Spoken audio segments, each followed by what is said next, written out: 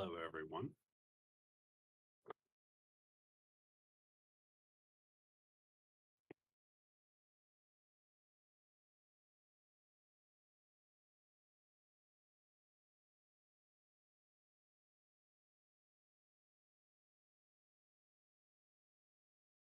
The little side chat open.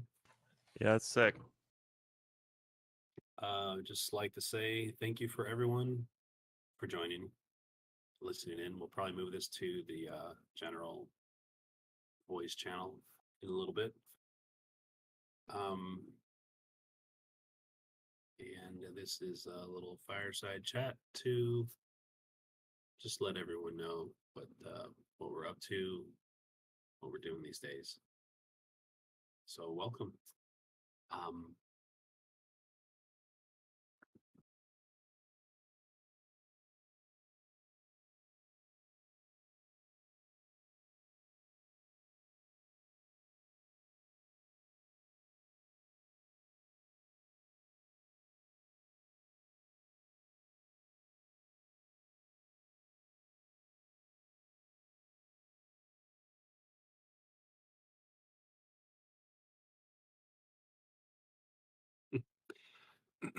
Yeah, so I'm going to continue working on bugs, coding stuff, systems, tweaks here and there.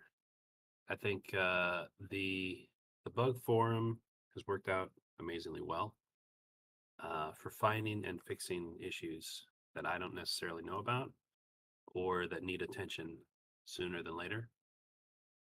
The intention is to fix stuff, but I don't always know how it should be fixed. If it's an obvious bug, then certainly I can just go in there and try to fix it best I can. But sometimes it's not obvious the way it should be fixed. So those are more like it's broken, but we need to fix it, and maybe there should be a suggestion of how it can be fixed. And sometimes those issues can be handled with just staff side figuring it out what it should do. But we do appreciate any community input on how things can be fixed so that they work better and more smooth, quality of life, all that good stuff. And same thing with suggestions. They've been very, very good. There's a lot of threads.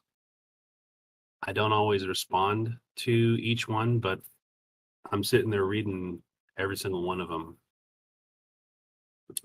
almost daily just to keep up with them.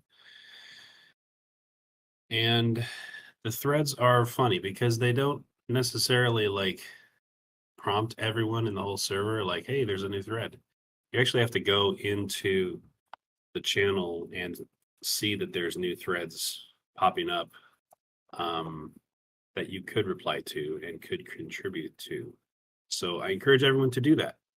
If you have something specific that is broken or could be tweaked, especially if it seems like it would be an easier thing to do, we're all for that. Make a suggestion thread or quickly go through the suggestion lists and read through the titles. Maybe there's something you can contribute to. We would highly appreciate all of that. Because this is a community game. This is not just Requiem. This is Requiem. It's a community thing. And we appreciate everyone's time. We're all here to have fun. And thank you. Yeah. Maldonado will be back soon, hopefully. Yeah. Oh, I'm here now. Is the name of my private Discord. Are you ready for me?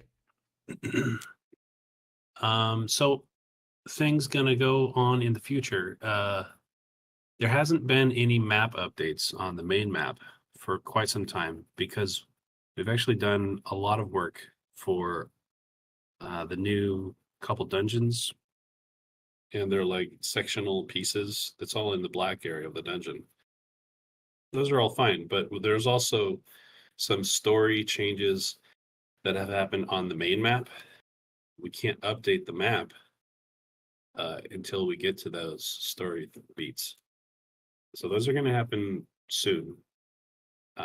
Maybe a week or two, hopefully. And with that, we brought on a new staff member. Barry has reached out. He's been staff before. So we're very happy to have him along. Very fortunate. He's a great role player. He's done seer work and GM work in the past. So he's a European time zone. He's not here right now. It's midnight for him. And he's going to be supporting us on that side of the time zones. He's already got some great ideas. Pages and pages of back and forth in the staff channels for some plot and staff events to involve players. So that's really good. Very excited for that. And then that'll launch into the map update, and then after that we can do more regular map updates as we need them. I'm not going to say exactly what that is, but I'm sure you can all guess. It's something with the new valley, new map section opening up.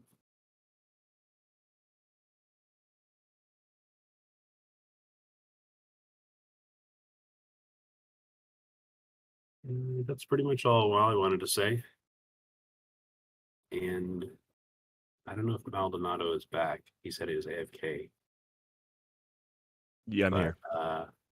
Yeah, we can let him say something, and then we'll move this to the general where we'll all be able to talk to each other.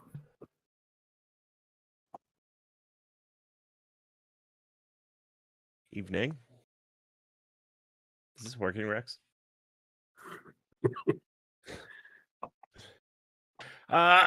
So story. Where we're gonna be going with story stuff is the storyline I started the other week. Sorry, didn't get to continue it last weekend. I had COVID, and apparently sometimes it's a serious thing. So I was kind of down and out for about 8 days. There'll be a continuation of the sister storyline. It's going to be a multi-part thing. There's going to be some forum RP with it. Kind of give a little more backstory with everything. So that's all done and ready to be posted. So kind of excited to continue that with Cody and some other people. One of the things I'd like to do with occasionally with players is involve them in staff-led plots by maybe you play a staff character for the week or something and kind of involve you in what, seeing what the process is that we do and kind of have a little different perspective. Oh, that's something. We kind of did something like that with the Seer project a few years ago, but gonna kind of lightly dip toes in this time again. It's a bit of a catch-22. Yeah. Because we want like core staff members. Once you're on staff, there's a certain amount of the veil being lifted for all the meta information. And as a player, I can understand you don't want to have all that spoiler stuff revealed. So it's a commitment to go fully on staff to help on a project. But on the other hand, we need people to help out with stuff where I'm going to fall short. I'm not very good at the role play GM stuff. I'll be honest. So I need help with that. And that's something this Seer interesting idea that Maldonado has. We're definitely going to do that. Try that again.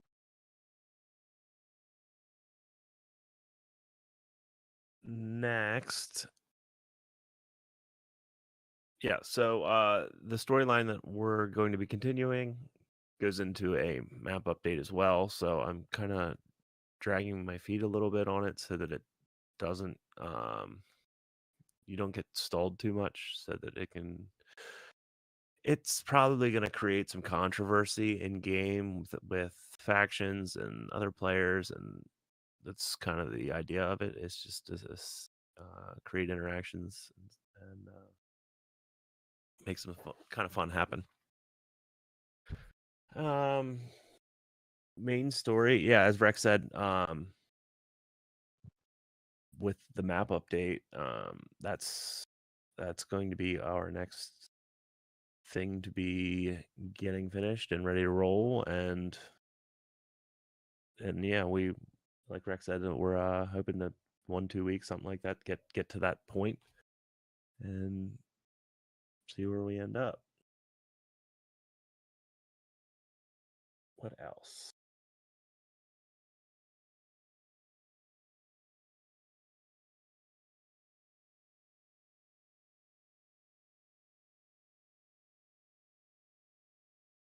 Yeah, and NPCs.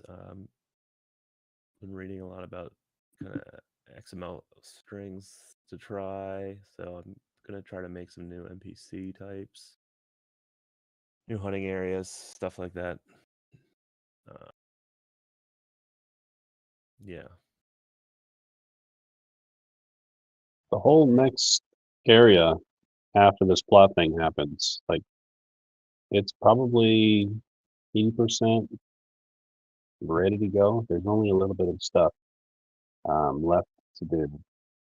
And some of that, which has been explained to me, is dependent on how the events go. Mm-hmm. What gets turned on right away, what players have access to right away.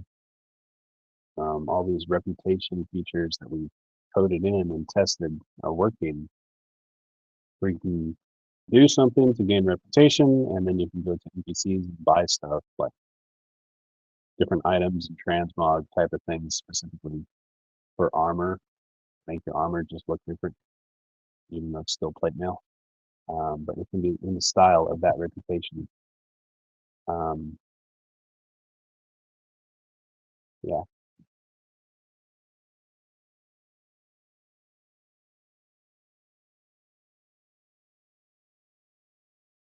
As for everything else is great. Team feels good. Sick occasionally will pop in now, and we're just kind of vibing again. Feels real good. So that's pretty much it for me. I'm just happy while I was gone. Everybody, did a really great job keeping everything functioning and progressing, and that's amazing. Cool. Rex, that's it for me. Yeah, and happy to do it. I'm committed to keeping with this project. It's my full time hobby.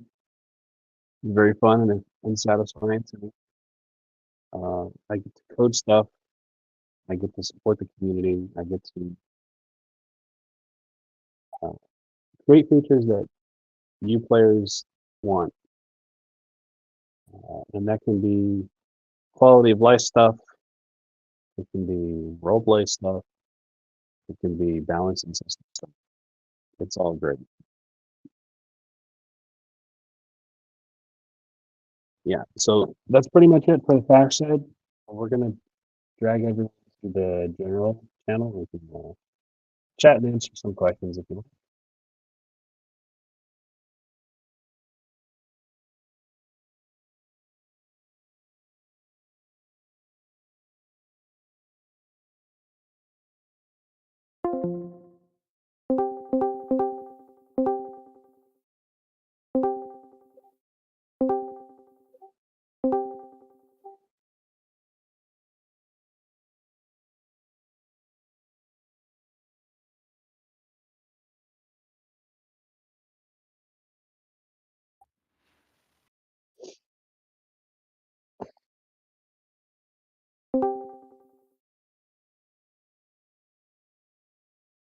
Hello.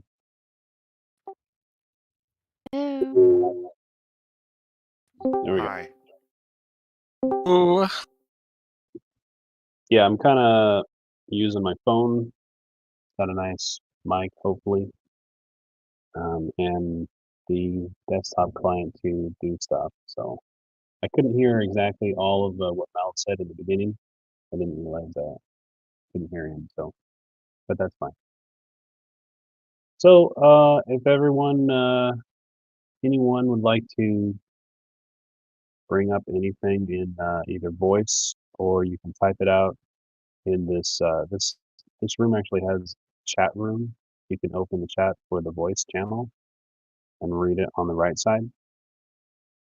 If you have a question, you can put it there, or you can ask it in the ticket, or you can keep it for later, whatever you like.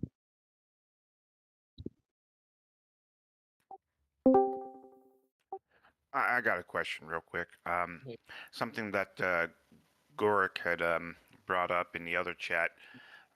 So, is there a staff member GM who's going to be overseeing the church side of the role play so that we can have people who have influence or faction rep with the church get a little bit extra going on with the faith role play? Because I see that a lot of times, myself included, is we have people who try to be priests or preachers and stuff like that for the faith part of the RP, and then we pretty much get almost nothing with the exception of, oh yeah, we can help you with the sermon, and then that is absolutely it. It's just like there's an absolute like non-existent air above us, and it's kind of difficult to keep going when there's no one really like to look up at and like, oh yeah, so that's the guy who's actually leading the church in this section.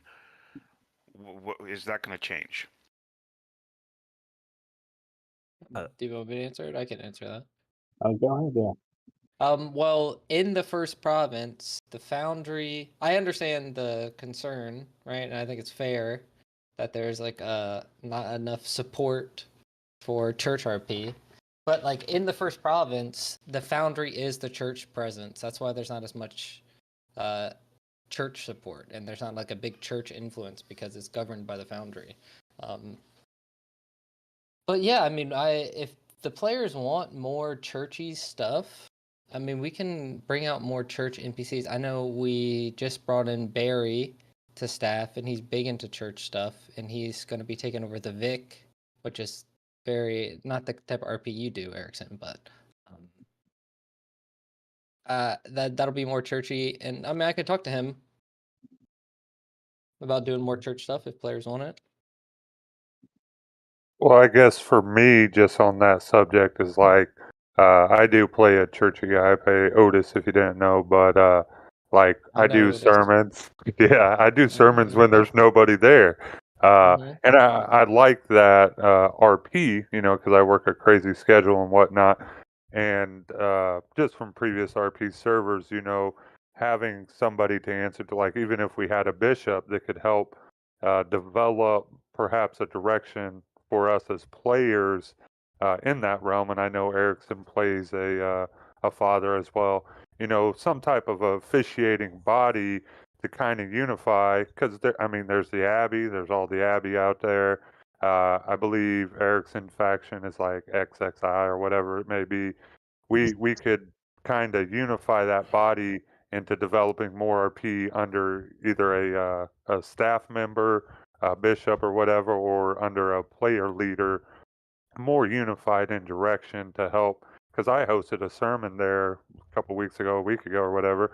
And I mean, we had like 13, 14 people show up. So I think there is some RP to be had there, both for the economical side of it, because like Merrill got, to host and cater the fellowship afterwards, and just trying to develop that RP kind of helps bond that in more to whatever conflict may happen. It could also, you could draw your lines in that as well. And I just think that that's something that's kind of lacking that direction. So as Erickson said, it's kind of open air and everybody kind of just falls within those loose lines, I guess. Well, I guess like maybe like part of the like I understand that there's no like direct church present, but like everyone's part of the church except really like the Foundry. Like the Vic are the church; they are Church Templar. They're a Templar faction. But I understand what you're saying. What kind of stuff are you like looking for? Like just someone to offer guidance? Are you trying to like do something, or like what kind of support are you or RP are you looking for? What, like a patriarch?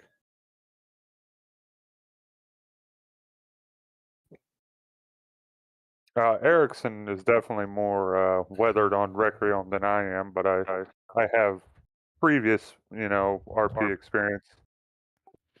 So Go ahead.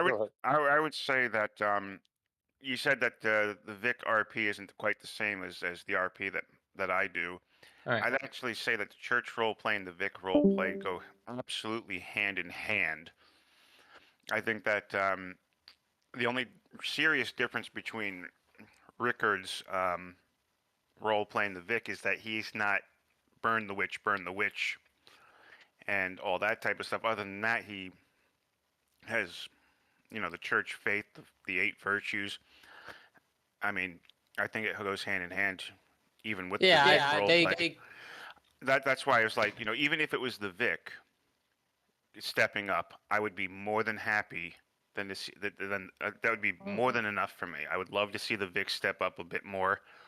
And as for internal, like the church, just having someone who could now and again, he or she, depending on what character the GM or seer wants to roll, doesn't have to be there to like handhold, but maybe just like something along the lines like, so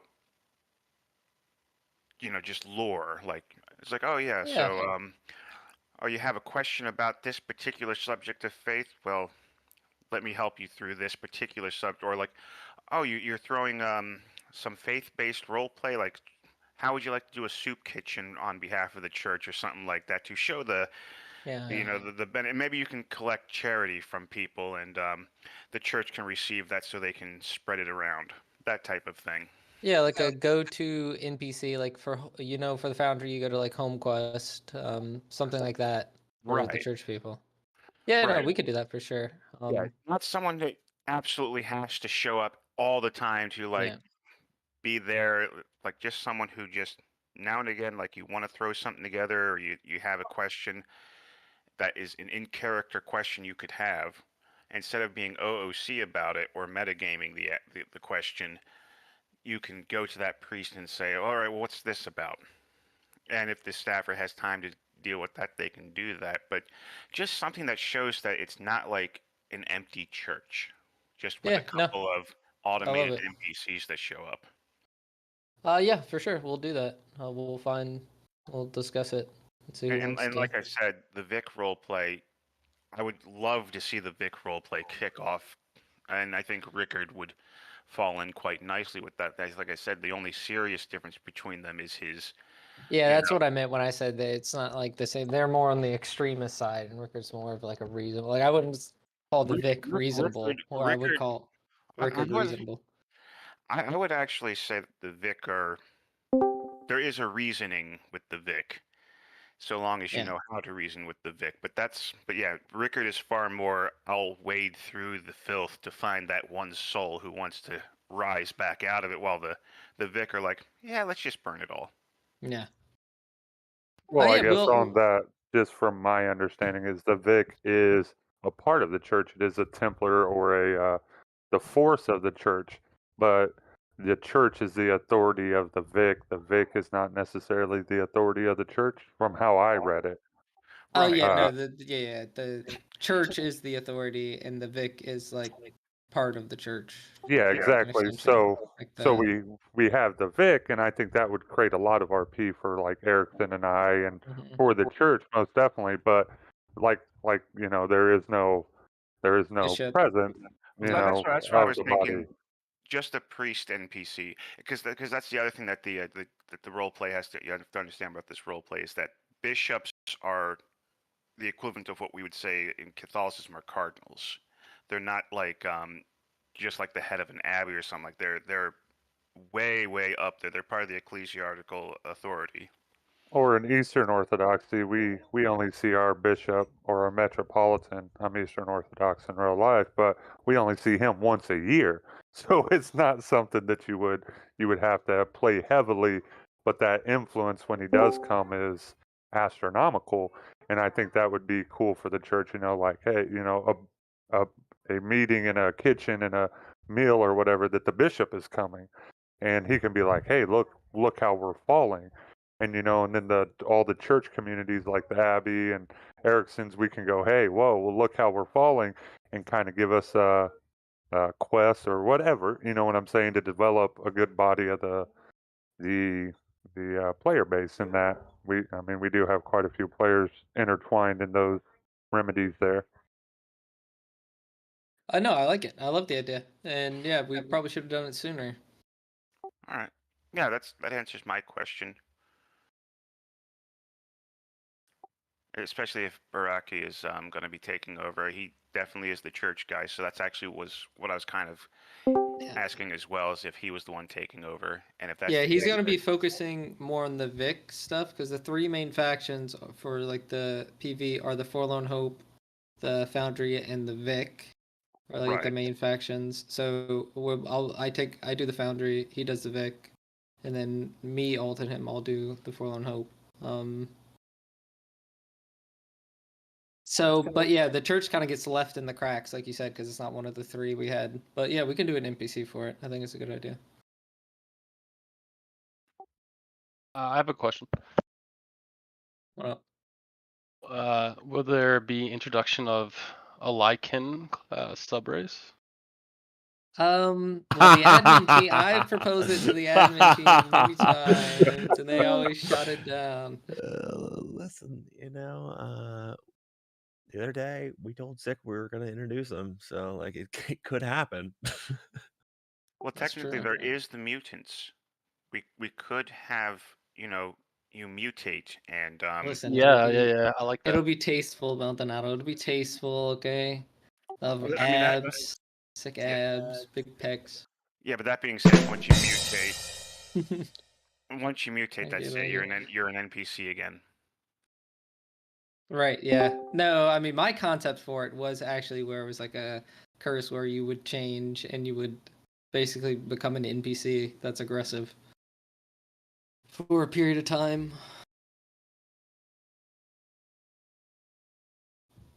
And if someone kills you, you like die. Yes, that would just be. Might as well just PD your character at that point. Everyone would just be like thing to kill. Well, you can like lock away. It's like the full moon, We have a moon cycle. You can lock yourself away. Yeah, that answers my I question. can support that on the art and the code side. We have the art for it. Mm-hmm. You got a human body with the wolf head. Yep. Graciously donated to us. So you're saying there's a It chance? doesn't look bad. It doesn't look bad either. It's pretty good. Yeah. So you're saying there's a chance, yeah? Sure. That's what they say on Requiem. Anything is possible. I need silver bullets. I'm just saying, we need silver bullets, silver arrows. Obviously, we have to introduce those too with it. Hold up. I have one too. Oop. Can you hear me? I just muted myself. I have one too. Sure. Go ahead. The newspaper. When we lost Arkin, we lost the newspaper. We were just talking about that earlier. Yeah, we're gonna get the stuff rolling in the newspaper. I have to get with Rex about like how to actually get it in game. He ran me through it briefly, and I kind of understand it, but I'm gonna like do one with him, and then I'm not even sure how to get in touch with all the people who submitted to the newspaper. Well, tag me if you need any help. I'm happy to step up and help with that. That's a really exciting project. I mean, do you know how she did it? I don't know how she did it. She just, I mean, I know all the people that were contributing. Oh, okay. Then yeah. Then I'll probably hit you up then. Yeah. Yeah, it's basically a web page, a text document. You edit the thing, and then you you hit the button, we update it in the game, and then all the new newspapers that are created pull that document. So most of our I feel systems are generally in mind to like the content creator as the GM or as the player. Like the tools are there so that they can do all this stuff and just generate content themselves. So, and the newspaper is just like that, where it's just a thing. Get all the articles ready in your Google Doc or text pad, and then copy it onto the web page, and then all the new newspapers that come out are the new type. Do you know the web page? Oh yeah, Yeah, we got the web page. I don't think it's that Yeah. hard, but I remember when you were running me through it. I think there's something like we have to do a test one, because I think there's something about getting it on the NPC from wherever. Like it has to be no, like it's spawned a just bunch dynamic. of copies, right? No, Well, why is the spawner whenever you spawn a newspaper, you spawn 100 copies automatically? that's just how the command is built. Like we could change that. Well, but I feel But like yeah, it's we can built that way definitely. because maybe it's like pulling from like a chest in Green Acres full of It newspapers. definitely does do that, but Okay. it doesn't necessarily have to. And like all the newspapers are on the Newsies that you can buy them from. Mm-hmm. Just one item, and every time we update the web page and run a command, they just get dynamically changed in real time. So we Don't don't think have we to have to spawn add new any in a ones. chest in Green Acres. We'll figure it I out mean, later. I could be wrong, but We'll do a test one regardless. Yeah. Better to All right. test it. Well, hit me up. I'm happy to help volunteer with that. I will, and I appreciate it. yeah, absolutely. I think what it does is it respawns a set of new ones over top of the ones that are for sale because the originals that you that are already pre-purchased will remain the same. So that's probably why Yeah. it spawns 100 because it's probably recycling all the ones that are on the NPCs so that because then you can have like a copy that you can place in the library. Right. I don't know if you have to like spawn 100 on the NPC or if you just need one and then it dupes it when it sells, or I think Yeah. that's what it does. Is I it want to dupes say it it when it keeps sells? it when it sells. That's why it's yeah, but like why? dynamic. But why would you make it? Why would the command make it spawn 100? That makes me think it doesn't. Yeah, we just have to test it. Yeah, we'll have and, to test it. Yeah, we'll figure out one way or the other how it works. But yeah, then we can have our newspaper again. I know that was a great thing in the community. Everyone liked to all the details and gossip, what's going on.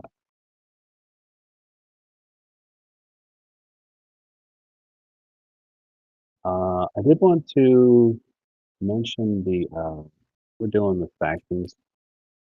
I do think that changes are still coming for the faction nodes. They're probably going to go away the way they are right now.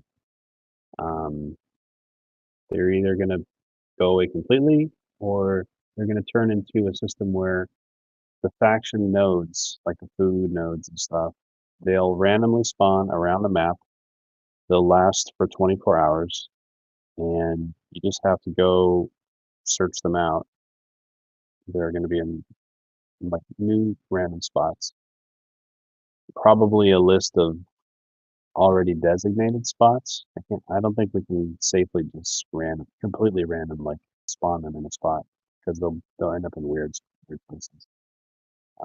But it can be a long list, so there's you have to check around if you're looking for something in particular. But the idea is to have like maybe 20 total out there, and then you'd want to go run around the map. You find like a food node, and then capture it, and then it's yours for 24 hours until the sources run out. You collect the food, and it gets returned to your faction base. And then when it's done, all of your guards like despawn and go back to well. So it's more clean, wrapped up, um, and it's something you can actively do and be rewarded for if you want to. And as opposed to like right now, it's definitely feels like a chore, is what has been relayed to me many times. And I don't want it to feel like that. That's not the intention. Like chores are, typically chores in life are not good. They're not fun. Can I weigh in on that? Yes. As the person that does the chore in my group, is that at least I know where they are to make them random. So I guess my question is, how important are these nodes going to be moving forward? Like, do I have to go looking for them? Because that sounds awful. That sounds just awful. That sounds so much worse than what we have now. I would agree. I think like the idea in Rex's thing is like the nodes would be worth like 3 times the value, or like way more the value than they are. So you like go, and you might have to find one every couple days or something like that. Do we need them? I mean, can they be optional? This sounds terrible. The whole reason for nodes is to gain resources. Why do you need resources? I don't know why. Pay I for I do it because that's what I was told. if you have a faction base in town, you have to pay like a silver cost. Mhm. Keep it. But if you have a faction area outside of town, those are set up. You have to pay a cost of like wood, metal, and that's Yeah, you have monthly. upkeep for the thing. Upkeep That's for what it. you need it for. And if you Please can't don't pay do that, it. Oh my then it's God, supposed please to don't do go it. away. So you lose your faction area if you can't upkeep it. And we've always, like, it's built in already. We have it so you could increase the size of your faction area to, right now it's 50 by 50. You can go to 75, you can go to 100 by 100. And those have larger upkeeps. But your little mini town would be even bigger. You could have more stuff going on. So there's like an incentive to do that. So you have to have a cost, which is the faction resources and silver. So all of that is like, we want the system to be fun, not a chore. There needs to be some upkeep, maybe. But if it doesn't like sound like it's going to work out, I don't mind. It sounds like a much bigger chore moving forward than what But we have here's a currently. counterpoint. I've never ran any food to a faction in my life, but I think it sounds pretty good to me, right? I've never done the runs, but All right, so seems cool.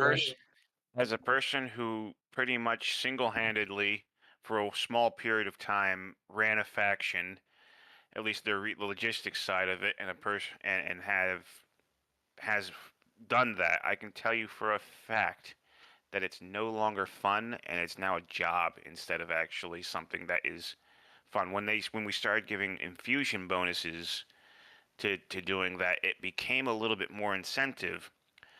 But I gotta tell you, if I know for a fact that I have to come home from work and I have got to do this chore, it's the same as like an online game where you have to complete daily tasks or you miss out on whatever. Yeah, we want to get away. I agree. I agree with that. What about making fewer spawn points and making them competitive? Like factions need to fight for them. I think the best thing that we could do is to pre-feed them. Right now we can only feed them for 2 days. Like that's it. Every other day you've got to run your nodes. So I have it split up. We've got 12. I'm trying to get rid of some of them slowly, but right now I do 6 on one day and 6 on the other day. And I, like you said, I have to do them every single day, every day. Well, that's the thing. Why do you have 12? I don't know why. Listen, I have no idea. But that's what we've got, and we're sharing them. We're sharing them out to another faction now, but it's a slow process getting them to take them over. But anyway, my point is that the thing that would make it a better quality of life would be to be able to feed them. Like I can't go on vacation. Like I went away for the weekend and I had to bring my laptop with me and like carve out time to. It's crazy. It's Listen, crazy. you want the faction base? That's what you gotta. That's what the cost of it. Yeah. Right? I mean, the whole point of the faction, I mean, from what I understood originally, was that it was going to make some conflict fighting over territory. It just doesn't do that right now. How do we make that? One of the major issues with that particular side, one of the major issues is that the player base is not large enough. That is in my opinion, that's part of it. Yeah. If we had, say, 100 players on a daily basis, the faction system as it's built right now for the conflict and the resource would be popping.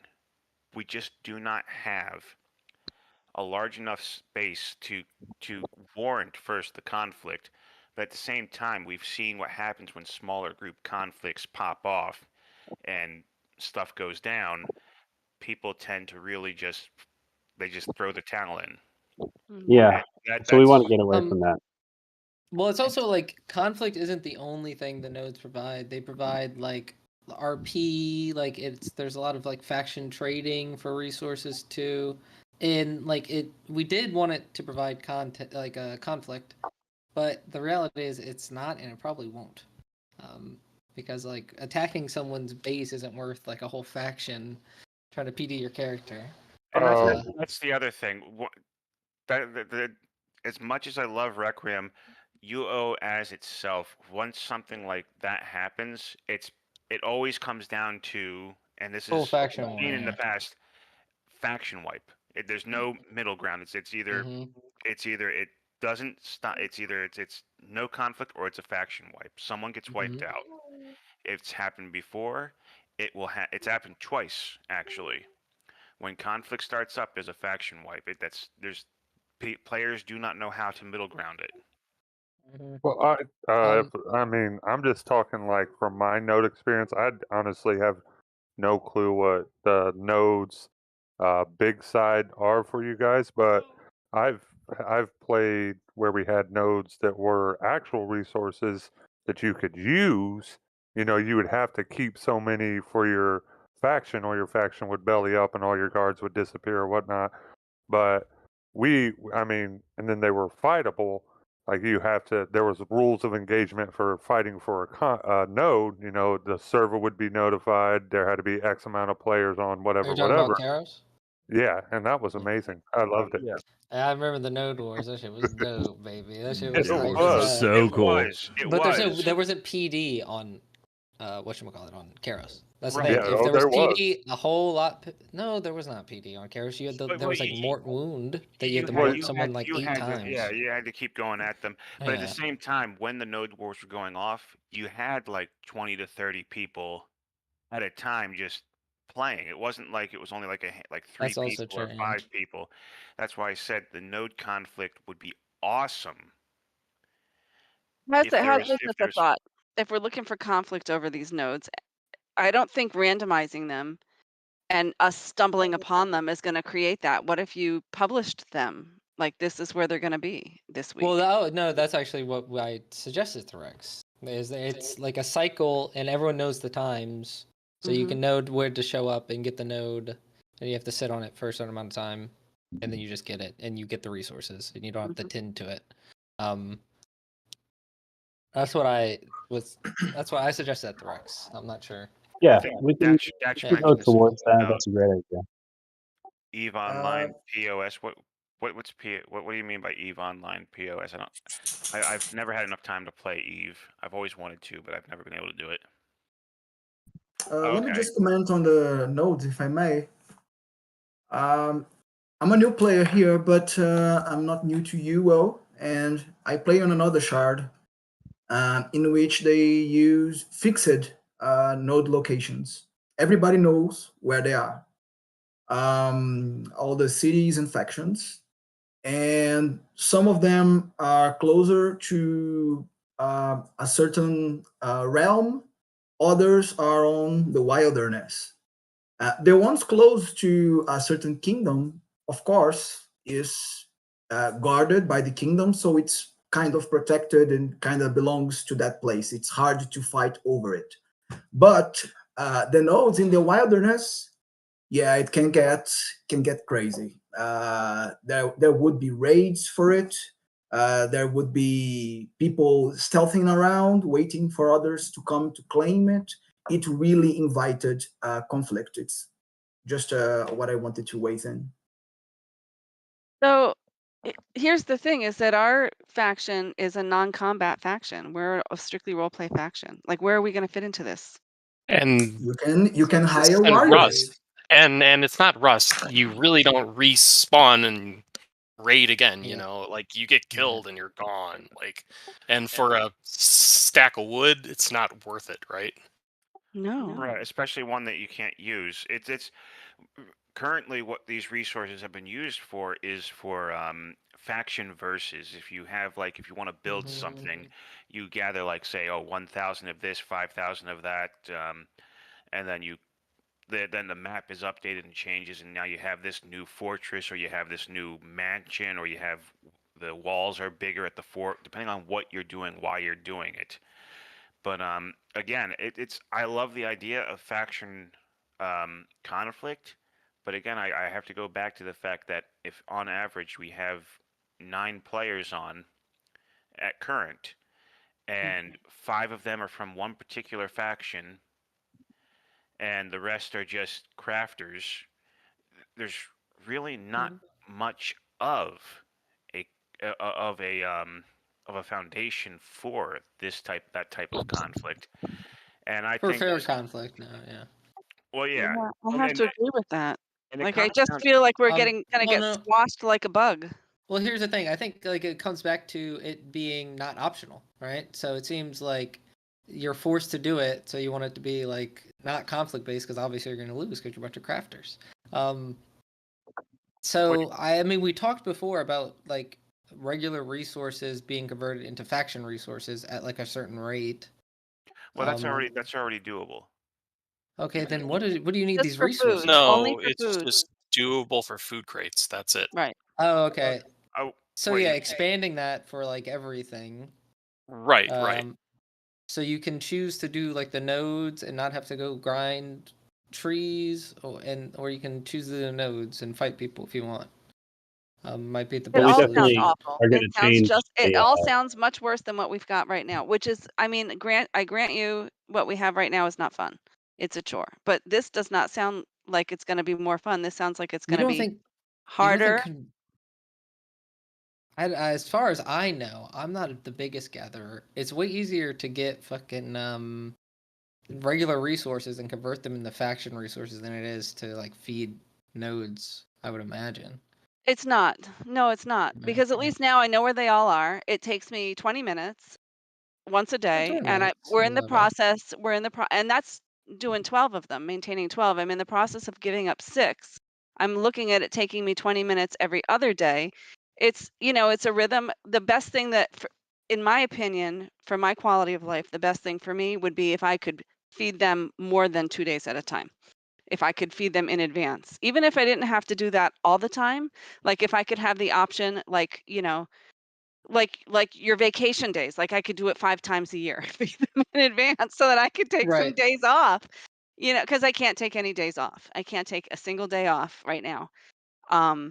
Yes, you can. You can. Just know that you can. Okay. Yeah. But you know what I'm saying? Like it's a job. Yeah. I Right. understand I that. could I could let them starve and take the risk and roll the dice. Yeah, I could. I could. Well, But, this we're is letting down I the get what team. you're saying. Yeah. This But- is what yeah. Don't keep doing this if it's going to cause you any issue. I No, stopped. but what I'm saying is that I think it's 20 minutes once a day, and that's and soon going to be 20 minutes every other day, which is manageable. I have it, it's a rhythm. But if I have to go and now I've got to go and chop down 1,000 trees, no, thank you. That's much worse. That's worse too. Rex, I think the first thing you need to do is make it where you can feed them more ASAP. Put like 2-3 more days on there, right? Because it sounds stressful having to log in every day. I think the best plan going forward is just to turn them off right away, not have to worry about them anymore. We can go to a system that was suggested where there's some sort of announcement. There's a food node opening up at XY location. It'll be there for 24 hours. And we just announce one a day in town. Well, that would be okay if all the factions could go and help themselves. But if we got to fight over it, then that's not fun. Like, I don't want to. I don't want to fight with anybody over a food crate.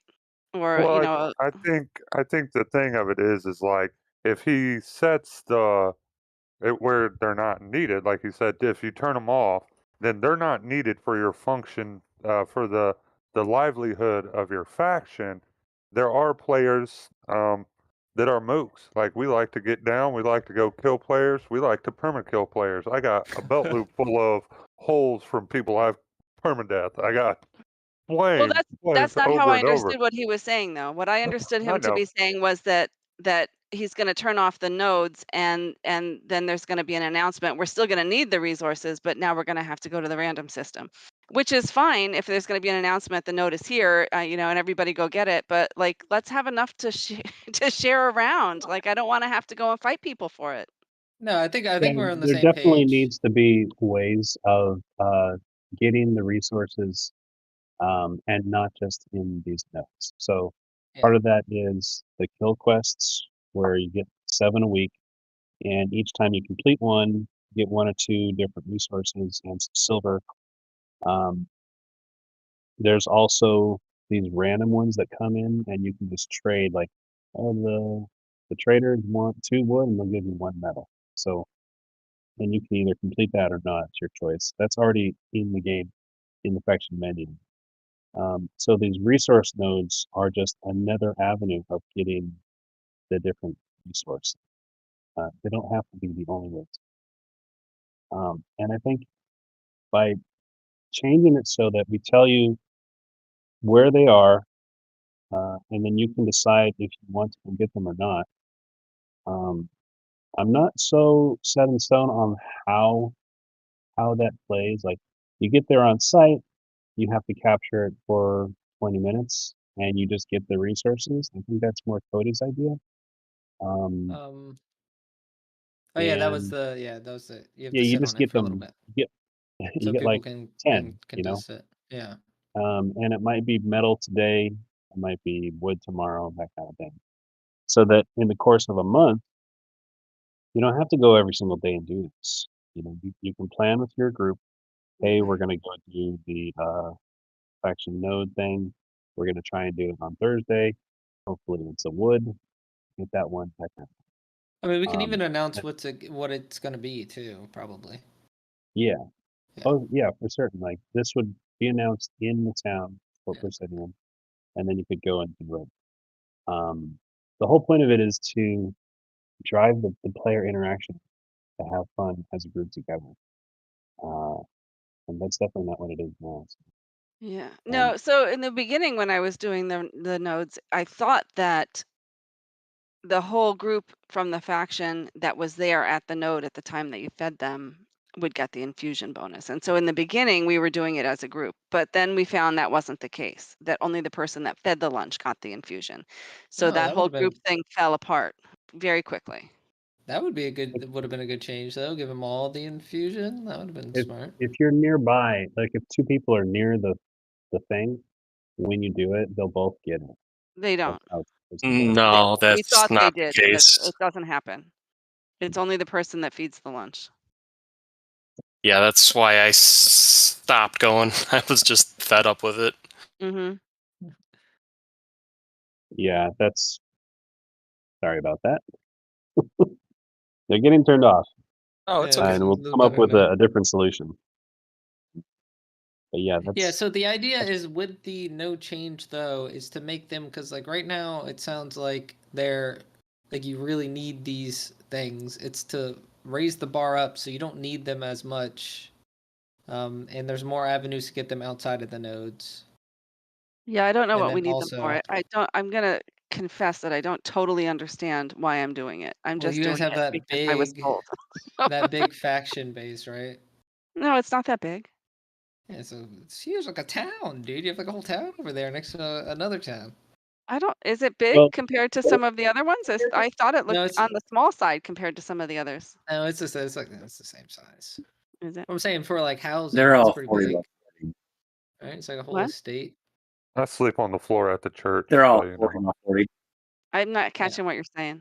I thought I said they're all 40 by 40. KMAs was bigger, I thought. I think, yeah, one of them's slightly bigger, yeah. So like they input the wrong thing. But it only costs one of each per week. Yeah. So like we've got per month, 160 weeks worth of metal. Yeah. So with that, the monthly cost will be listed. You can check it out by hovering your mouse over the faction center. And if you want to go to a medium or a large, just submit a ticket. we can certainly upgrade to the next level. So small is 50 by 50, medium is 75 by 75, and large is 100. Just know that if you can't pay the monthly, we get a message real time. That happens on the first of the month. And then the idea is that you have to work with the Foundry to pay off whatever you're missing. And if you So can't pay, what about counter offer? let me finish my thought real quick. So if Okay, you go can't ahead. pay and it's a medium, then we have to downgrade it to small, the next size smaller, whatever. And if you built houses on that extended land, what happens to those houses? That was the stumbling block. We're like, we're going to like cut off players from being able to have those houses. They're going to decay. You know, so that's what kind of where we were stuck. So if there's ideas for that, certainly suggest them in the forum. Yeah, counter offer. What about, earning some of these resources through the events that we're supposed to be holding? Certainly, yeah, that's a Sure. Like, are wonderful you gonna do idea. like a wood chopping event? No, wood? no. Like for example, the sermon event that was sort of impromptu, but everybody that attended got an animus bonus, right? So something similar that when the faction hosts an event, then we get the resources. We get the faction Sure. Yeah. resources. Oh, I love Yeah, that idea. I think that's a good that's idea. a great Great, idea. yeah. Yeah, I'd be cool with that. Sidebar, can we make it easier? Like, I know I'm just a new guy, and I know there's massive amounts of depth to the mechanical system as far as all the different augments and everything. And I don't fully know all of it, but just to be frank, I want to kill people, and the distance and the amount of time to be viable in PvP is vast and a lot. And I'm not saying like, oh, let's just make it a murder fest, but for a player to come in, it's astronomical, for that gap to be any type of closed. And, if we are looking at conflict and we are looking at node wars or whatever, or the changes in the factions or the stories, any new player that comes in would have to look at, at least 6 months of average players to even be viable to activate these or be a participant in these conflicts that there is from new players to establish. And I understand there's supposed to be some type of gap, but there's no chance. Like if I look at somebody sideways, I'm like, hey, then I'm dead. So I don't know, and I know we're messing with armors and balancings and stuff as well, but every once in a while I do like to get mookie. And even if I did lose my character, then I'm looking at another 6 months and gear, equipment, everything as well. And that's just looking at it from, like I said, a newer player to Rec Room. That there is a large gap and a very large amount of play time and time that would have to be invested to be viable in that element of the server. Yeah, I definitely hear you. Yeah, I mean, we just made Rex, like we're very aware that it takes way too long to get geared. We just changed runes, which are probably like one of the biggest power spikes for someone. And so they should be a lot easier to get, or substantially easier to get now. And Rex has been making changes to coal. I don't know. Maybe he can explain why he's changing coal. I don't really follow coal. Generally, mining in the caves is going to be easier to get resources now compared to like a month ago previous. Definitely is. I'm checking Yeah, that's what people's I said. backpacks and they have like 7 silver ore, like 3 gold ores, like somehow. I didn't realize it was going to be quite as high. I'm not really mad at that. It's not like 50. I am a little bit mad at that. I think we got to turn that down. But for stuff like steel, I think it's probably in a better place. So like in those steel masterworks will be easier, and getting those enchants will be easier. I already think it's pretty easy to get augments, but Yeah. But I also think that those folks that have those ore are in the mines like all freaking day, right? Like Yeah. like If they're I grinding that, we want to reward them. I freaking mined and I got like Correct. 2 this whole time, so it's still pretty rare. Yeah, if it's still in a good spot, we're not gonna change it. I just saw someone had a gold masterwork, and I was like, "What?" I would like to interject there. If I have like 1,000 coal or like five gold ore, it's because I was mining all day. So yeah, yeah, I mean, we're not going to take away stuff unless it's like there's just a obvious. certain power level we attributed to gold from its previous rarity. So when we make gold less rare, then we have to like be careful, because then maybe everyone will be having gold weapons. It would be balanced. Star metal, baby. We yeah, I mean, appreciate you fixing it, though, Rex, very much. Yeah, Appreciate it you. was not easy. It was tricky. Yeah, no, it's a huge help.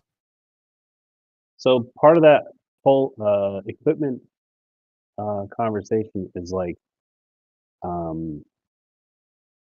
gear quality. I don't think that there's a way to fairly create a system that will allow you to just upgrade a quality of an item from like exceptional to extraordinary, and then to masterwork, and then to mythic. I'm not sure if we can allow that, but I'm certainly on board with, we got to create an item that will allow you to add that missing augment spot, so you can get to the cap of whatever the cap is for that level. Which means that masterworks that are crafted with 3 could be upgraded to 4, and that item we just have to, like the staff side, we have to decide on, is that going to be a monster drop from a boss or something, or something that we have to involve the crafters with, that's like their goal, something like a BOD system or otherwise, so that they have a goal and not just crafting 50 or 60 like Ashford says to get a masterwork. I think that would be good for the progression. People could upgrade their equipment, customize it the way they want to. That's a lot of the reason why we've been making all these equipment rune augment changes, is to give people options so that they can play around with their armor sets and stuff. While we're talking about crafting, I'm sorry, go ahead. No, you're fine. Go ahead. While we're talking about crafting, one of the things that I'm finding as a big barrier to almost everything is the amount of wool. And every player can go out and shear a sheep. There's no skill involved. You don't have to have skinning. You don't have to, anybody can do it. And there's just not enough. There's not enough wool. Like every single thing that you make requires, 6 balls of wool, and you're able to get 22 a day. I mean, it's like impossible. The tools need them, the augments need them, every article of clothing needs them, all the armor needs them. Can we do anything about that? Like, can we make the sheep spawn more frequently, or? Oh yeah, that's not a problem. Or add different sheep spawns in different areas. Something, or maybe we could make yarn out of cotton as a thought. Like maybe, like right now it takes, I think it's 1 for a light and 2 for a heavy. Maybe, make it like, a heavy use of cotton, like 5 for a light and 10 for a heavy, or something like that. Make it weigh it, balance it, but as an option, because There's definitely something there along the lines of the similar thing of like, you can plant flax, and then you Right. can print free cloth, and as you go from like flax to the little spindle thing, each stage, they're like weird numbers. They're like, it takes 2 to get to this one, and then 10 to make me. It is weird. No, it's weird. And then you think, So- well, I've got 50 spools of thread, so let me make this cloth. And then you end up with like 10 bolts of cloth, and you think, okay, well, let me cut this up. And all of a sudden, you've got 6,000 pieces of cloth, and you can't move. Yeah, so all of It that is is definitely weird. very strange. So we'll probably revisit that and expect changes to those numbers. And then once that's done, then we'll be in a space where we can balance the gathering side of like how when you shear a sheep and you get 2 wool, Yeah. what does that give you for the next step? I think that's the holdup. We talked Yeah, about it. so it gives you, I think it gives you, I believe, I'd have to test it, but I believe it's either 2 light wool or yarn or 1 heavy yarn. I believe. I can't remember if it's 2 wool for a heavy or 3 wool for a heavy. But everything takes, I mean, there are things that take light yarn, don't get me wrong, but mostly things take heavy yarn.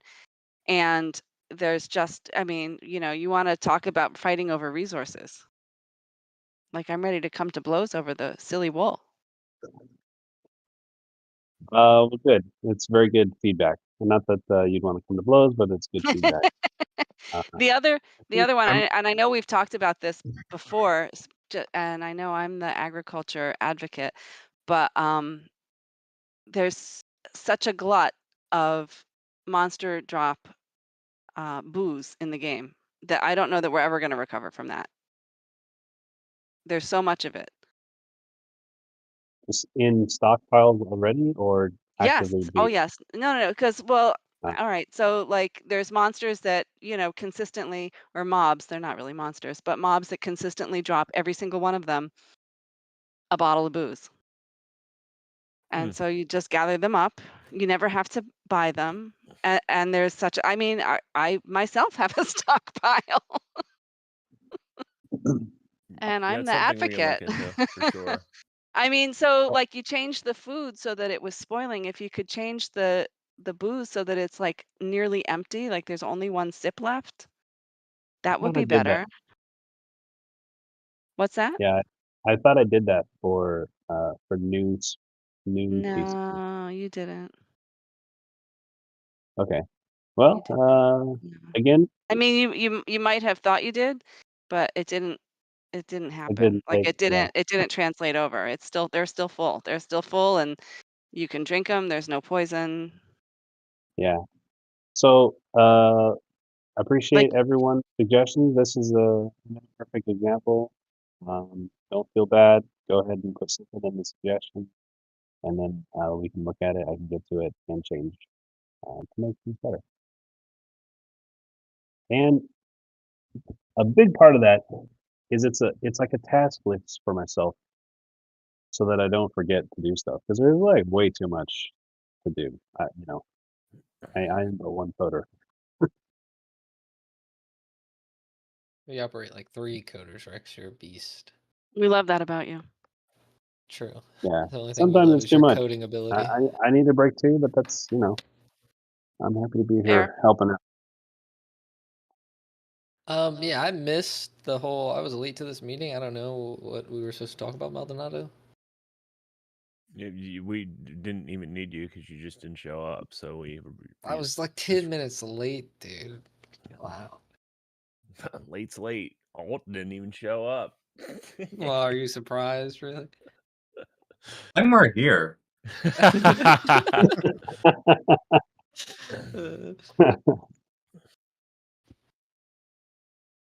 One of the ideas I gave Gorek, one of the ideas I gave to Rex the other day was for new players getting away that there's certain games where you can buy like XP percentage gains type thing so that you can gain easier. But I thought maybe it's something we can try to introduce in general for newer players. Like, like.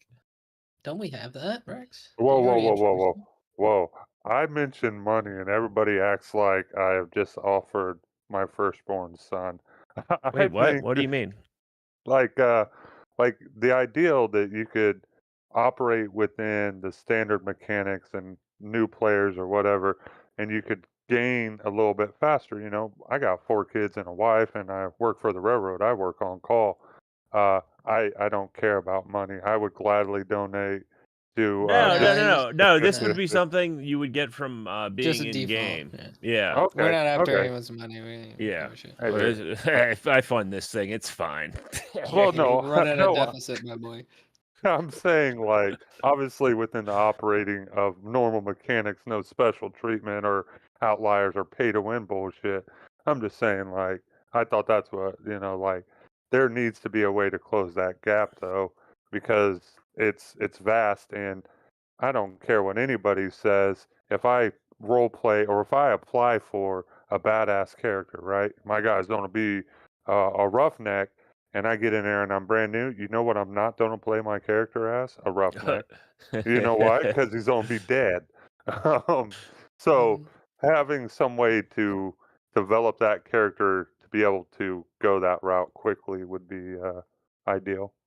Right. I do think you should be flexible in your RP, and your character Oh, should for adapt sure. to the RP environment. So if you're a roughneck coming into the first province, maybe you get here and you're like, oh shit, it's all part of the RP. But yeah, there is a gap there. But I think Sorry. we've made a bunch of changes recently to help close that. Steel's more available, where with the Ignomortium dungeon being introduced, the filament's going to move over there, so there'll be even more, which will be easier than the Ashwalkers. So it'll be even more available to get. Enchants are more easier to get now. You can craft them now. So we have made steps recently to close it and make it easier. And I'm pretty sure, Rex, don't you have like a rested EXP thing for new Yeah, players? he has a rested EXP thing.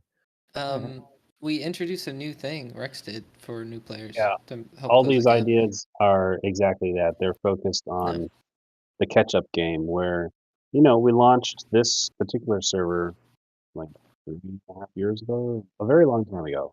And so we do recognize, because it's lasted so long, there's older characters that are geared out, or there's just gear out there that you can get. And that divide is too much.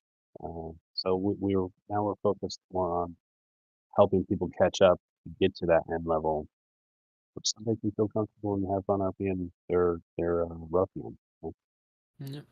Could we do like crafting in services on some of these new things that are being implemented? Like, you guys are tossing this information around. I have no idea what you guys are talking about. What are you talking about? What's crafting in services? Yeah, like teach us what you're talking about. Oh. Like I don't know what rune enchanting is. I have no idea what that means. Me either. Oh, okay. Me either, So actually. when you hunt mobs, certain mobs have a chance to drop a rune, and you can use the rune, and it's inert, and you could get IP, which drops off of like cannibals or grind up That's that blue moriums. stuff. Yeah, it's the blue stuff, and then you could double click the rune, and it'll infuse it, and it'll roll on a table of all the runes, and all the runes. If you go to the wiki, you can see what all the rune effects do and what they are applied to. And then you walk up to the enchanter vendor, or you can use a mage PC, can enchant it for you. But if you walk up to a vendor with the rune, you double click it. You can click on an item, and it'll tell you the cost to enchant it, and then you enchant it, and you get the benefit. Onto like your weapon or whatever. Weapon, armor. So different runes apply to different things. It's all listed on the wiki. It'll tell you if it's not going to work. Okay. What and there's about like a cap, Go so ahead. you can't enchant enough. Like you can only put like 2 or 3 enchants, something like that, on a weapon. Oh, and if you yeah, try to yeah, do more, yeah. it'll I do break. remember a discussion about that, about over enchanting things. Yeah. That's part of it, yeah. So if you go with the NPC enchanter, the item will not break. You will be able to enchant it up to the cap of that item. But you will not be able to over enchant with extra properties. If you go with a player enchanter, they can over enchant stuff, but then there's a chance that you could ruin the item by lowering all the different statistics down or destroying the item quickly. So it's a gamble. Do we make it where those enchantments are not active in player versus player combat? We could. I don't think we will. But I'm just saying. I'm not for Magic at all, but if you're talking Neither about am I. player versus player combat, and you're talking about closing a gap, on a system that even other players don't know about, and I go to punch somebody in their face and they hit me with a dagger, and it's like 2 lightning strikes and a flame strike. That fight's over, dog. Well, like it goes both ways. Like what Rex was saying, there's people who've been here since the start of Requiem who've been getting these gears, this gear, and to expect new players to come in and compete with that is like a little bit unfair. But to just nerf those old players, it's just kind of like a slap in the face. They've devoted so much time, and we just make them weaker. So the solution we're going with is to try and make it easier for those new players to come in and get that strength. So everyone gets to be strong. The new players can get there. Well, just a current temperature check is there's really no conflict. The first time I played Requiem, I was dead within a week. I was like, hell yeah, like permadead. I re-rolled another character, went back at it. Nobody's scared of dying. Nobody's scared. So I understand what you're saying about not wanting to nerf those players, but a lot of those players are not PvP players, I would say. So they would still have all of those benefits in their running of the eyeless or doing the Archbishop or whatever the case may be. But in closing the gap of player conflict, if those extra augments were not applicable to player conflict, and player conflict was just HCI, DCI, and swing speed, the gap then by PvP there would be no gap, be... and then there would be no into conflict to PvP. When things are just HCI, DCI, and swing speed, already in high-end PvP, when people are equally geared on the high end, it's like super hard to kill because the grit speed's so high, the resist is so high. Like, we already have a problem with people not being able to kill each other, making it where they do less damage and just get no benefits from their gear in PvP would... Like, it would just be more of a problem. People would just kind of sit there and smack each other. It's a very difficult question to balance overall. So we definitely hear that frustration of the new player going up against anyone. They just suddenly realize they're geared out and they're outmatched. So we are taking steps to alleviate that. To me, if someone's been playing a game for a long time, they should be stronger than a player who just came. You know, their player's been here, just like any game. If you've been here longer, you should be stronger. Oh, absolutely. Yeah, It's just well, about yes and closing that no. gap. It's not just about the length of time you've been playing, but how active you are. Activity, the higher active player should always be stronger. Yep. Yep.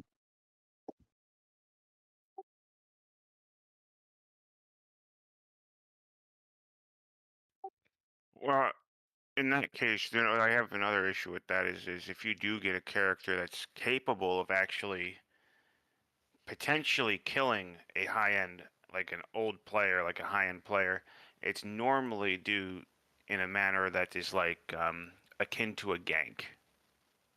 Mm-hmm. And then, of course, people get upset about that. And that's one of my an issue I have with UO fighting in the first place, because you do get to a point where, like, yeah, it's all DCI, HCI, and you're just sitting there and you're whacking at each other constantly. But then if you have that guy who comes in and he's able to do, like, say, 175 points of damage with a single strike, now all of a sudden it's it's like, well, that's just unfair. And it's not fun anymore, because now this person's hitting me for damage that I can never ever compete against. So I mean, I guess what I'm asking, I don't know where I'm going with this, but when we talk about gaps and stuff like that, maybe we should put a cap on some of that DCI and HCI, a little bit of a stronger cap. Like ganks in all systems, ganks will be the strongest. I mean, even if we make enchant and augments not affect gear at all, ganks will still be the go-to. You will have to gank someone. You'll never kill anyone 1v1 because you'll just smack each other because you don't do enough damage. So it'll be ganks then. It'll be ganks now, and I'm pretty sure on like basic, like on regular UO, it's ganks. It's kind of like part of it's good if you just Right, have a bunch of people versus one people. It's just a good strategy. Yeah, that's what I was saying. From ganks. Is that UO has always been that way, in my opinion.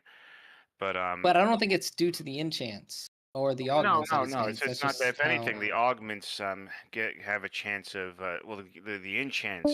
I can tell you have a great chance of ending a fight fairly easy if you can actually get them to fire off. I remember in the previous version of Requiem, I had a character who had a one-handed axe that had 30% chance to lightning strike, 30% chance to fireball every strike. And I had double strike on that axe, and each strike had a chance of nailing all two of those enchants each time. And right, and it seemed like a lot of damage until you go against someone who has like a grit speed of like 4.5 and is in plate. Well, that was just it, though. It was even if the way that it used to hit, even if they parried or if they dodged, it would still consider it as a hit, and you would still have a chance of firing off. And what it would be is because my swing speed was so fast, is that even though my damage with the axe wasn't heavy, the magical damage, literally, I would just be like almost like a Gatling gun of magic at them while I was attacking. Almost no. Yeah, but that's been. I mean, we can't talk about old past Requiems, right? Because that's been fixed. You can't double proc anymore with weapons. Right. So, Matt, I don't fully agree with the fact that we can't double proc anymore. Yeah, but I don't agree that we can't double. I think if you have enchants, you should be able to get the benefit from them. If there's a gap between the power, if certain enchants are OP and they're just unfair, then nerf them. They shouldn't be in there. There's some that might be a little bit OP. That brings me to my other argument is that, and this has been an argument I've had. If I know for a fact that if I 1v1 someone, and I know I'll never be able to 1v1 that person because of the gap, but I know I can do a backstab with poison, and I could probably kill them in like 2 hits. Well, would that be fair if I could kill them in 2 hits before they could even roleplay that they're being attacked? If there's RP around it, I'm on like the far. Well, again, that's an ambush. You don't. They're not. Sorry, they're not going to know I'm coming. Like already, there's already an established RP that we might be at each other, or maybe I pretended to. Maybe like there's this like, oh yeah, we're cool now. I know that we were at each other's throats, like in this conflict with like Tenenborough or something like. Let's say I want to go after Jackal. Sorry, Wormwood. And I know that if I were to take Wormwood on one, I'd probably doubt it. I highly doubt that. I'm just saying metaphorically. Okay. This is just for argument. And let's say that I know that I could one-hit him instead. Jackal? Well, no shot. But he's saying hypothetically. I'm saying hypothetically. I'm saying hypothetically. In this situation. I understand. Go on. Sorry. Let's say I could do that, and that's what I do. Well, is that fair to just go up from the shadows when he's trying to chop wood or something like that, and I just dead? I just ended your character. Well, that's one of the reasons we have Prov. One is so if something like that happens where one party is like has no idea of the RP is going on, like that doesn't seem like it would be a good KO if you pretend to be his friend and had no RP surrounding it and you just ganked him while he was chopping wood. You'd probably give that Prov back. Well, and then there's the issue. There's that massive gap again. It's that then what you're saying is that I have no choice but to grind a lot of monsters to get enough gold to demand a masterwork or a mythic item and then get enchanted in order to. Well, no, like the RP doesn't have to be with him, right?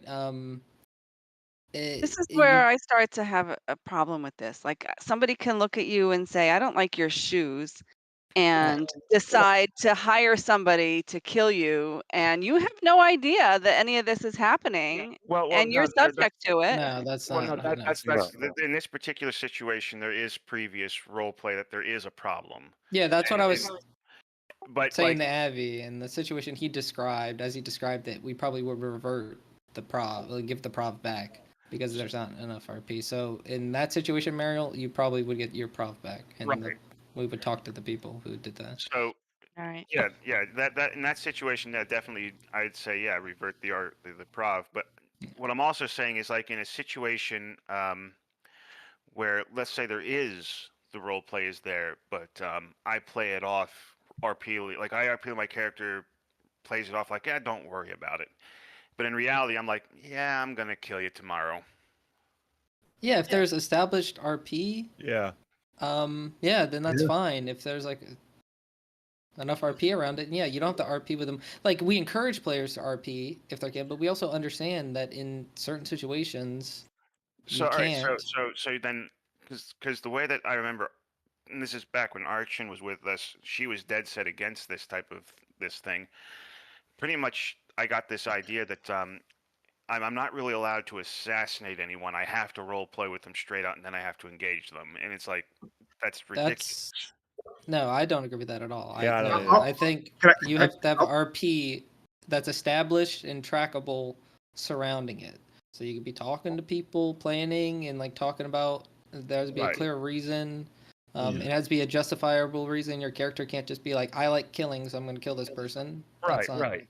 Like normally, my role play is that it takes me, like, I have months of role play backing up my decision that, okay, well, this is the months of role play I've been leading up to this point, that this person, like when Telexis's character, when I assassinated Telexis's character along with Gryhun, there was a damn good reason as to why we went after him, and it was an absolute gank. He died before he could even say please stop. It was like, we just... Yeah, I think. Can I say something here? Sorry, Cody. Yeah, I don't mean to. No, go for it. Go for it. So, I mean, we all love the RP side of the conflict. I've done a lot recently, and I think what really kind of comes to play here is there's been a lot of things that have been put into place that, even if you decide to gank, let's call it gank, the exact scenario you just said, Erickson, was two people against one, right? There's still an opportunity to RP with that person before you just perma-kill their character, because it's not like you can run off after you've been downed. Like, you have hobbled, you can injure, like there's all kinds of stuff you can do to have that RP after that fact. And still, if you decide to kill the character, that's still part of the RP. Like, that's not a problem. People understand that. But here's my issue with that, and that is, like, maybe you're a more professional player.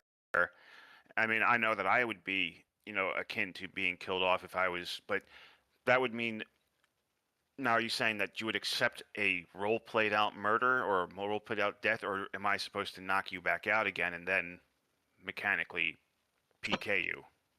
Yeah, I think it's either or is what he's saying. Like, because I just think that like, people, if you're game to die, then RP it out. But if you try to resist, then it'll just KO you.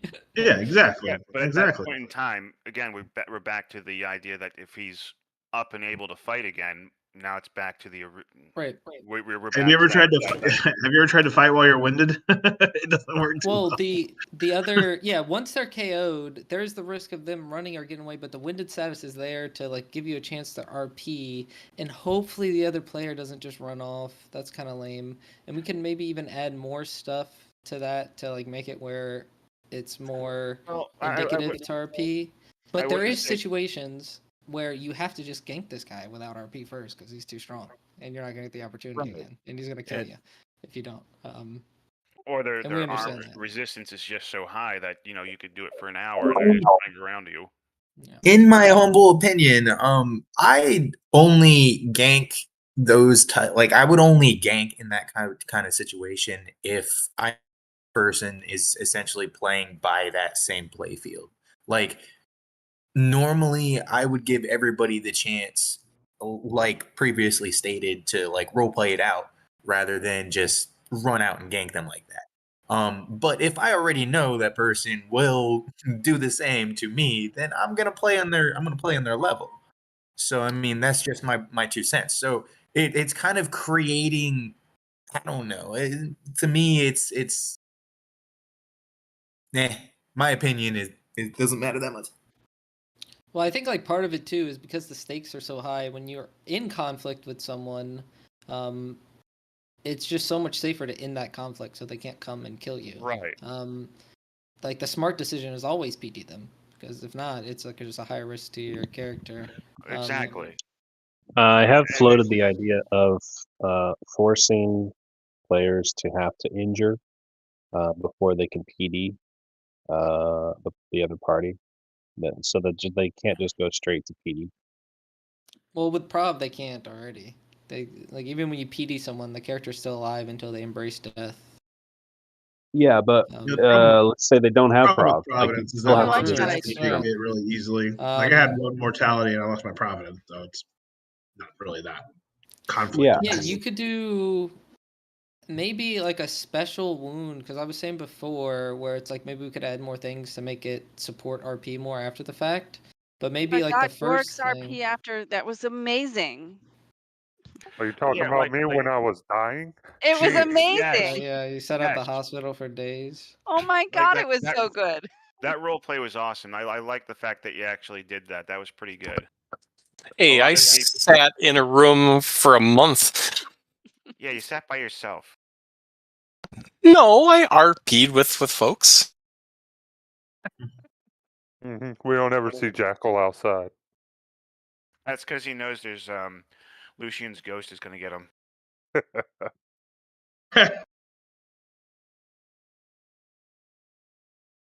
But yeah, I guess my fear is that this was something that was said. Let's just say on the off chance that my character finds his target and he's completely unarmored and stuff like that, and it's been a long time coming. We've had fights back and forth, and this character, I see the opportunity and I one-shot him.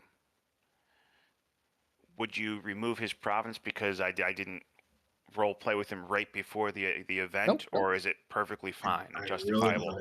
As long as there's RP surrounding. So the way it works is like the less RP during the interaction, the higher the standard of the RP has to be outside. So if you've been plotting for 4 months, you're fine. Thank you.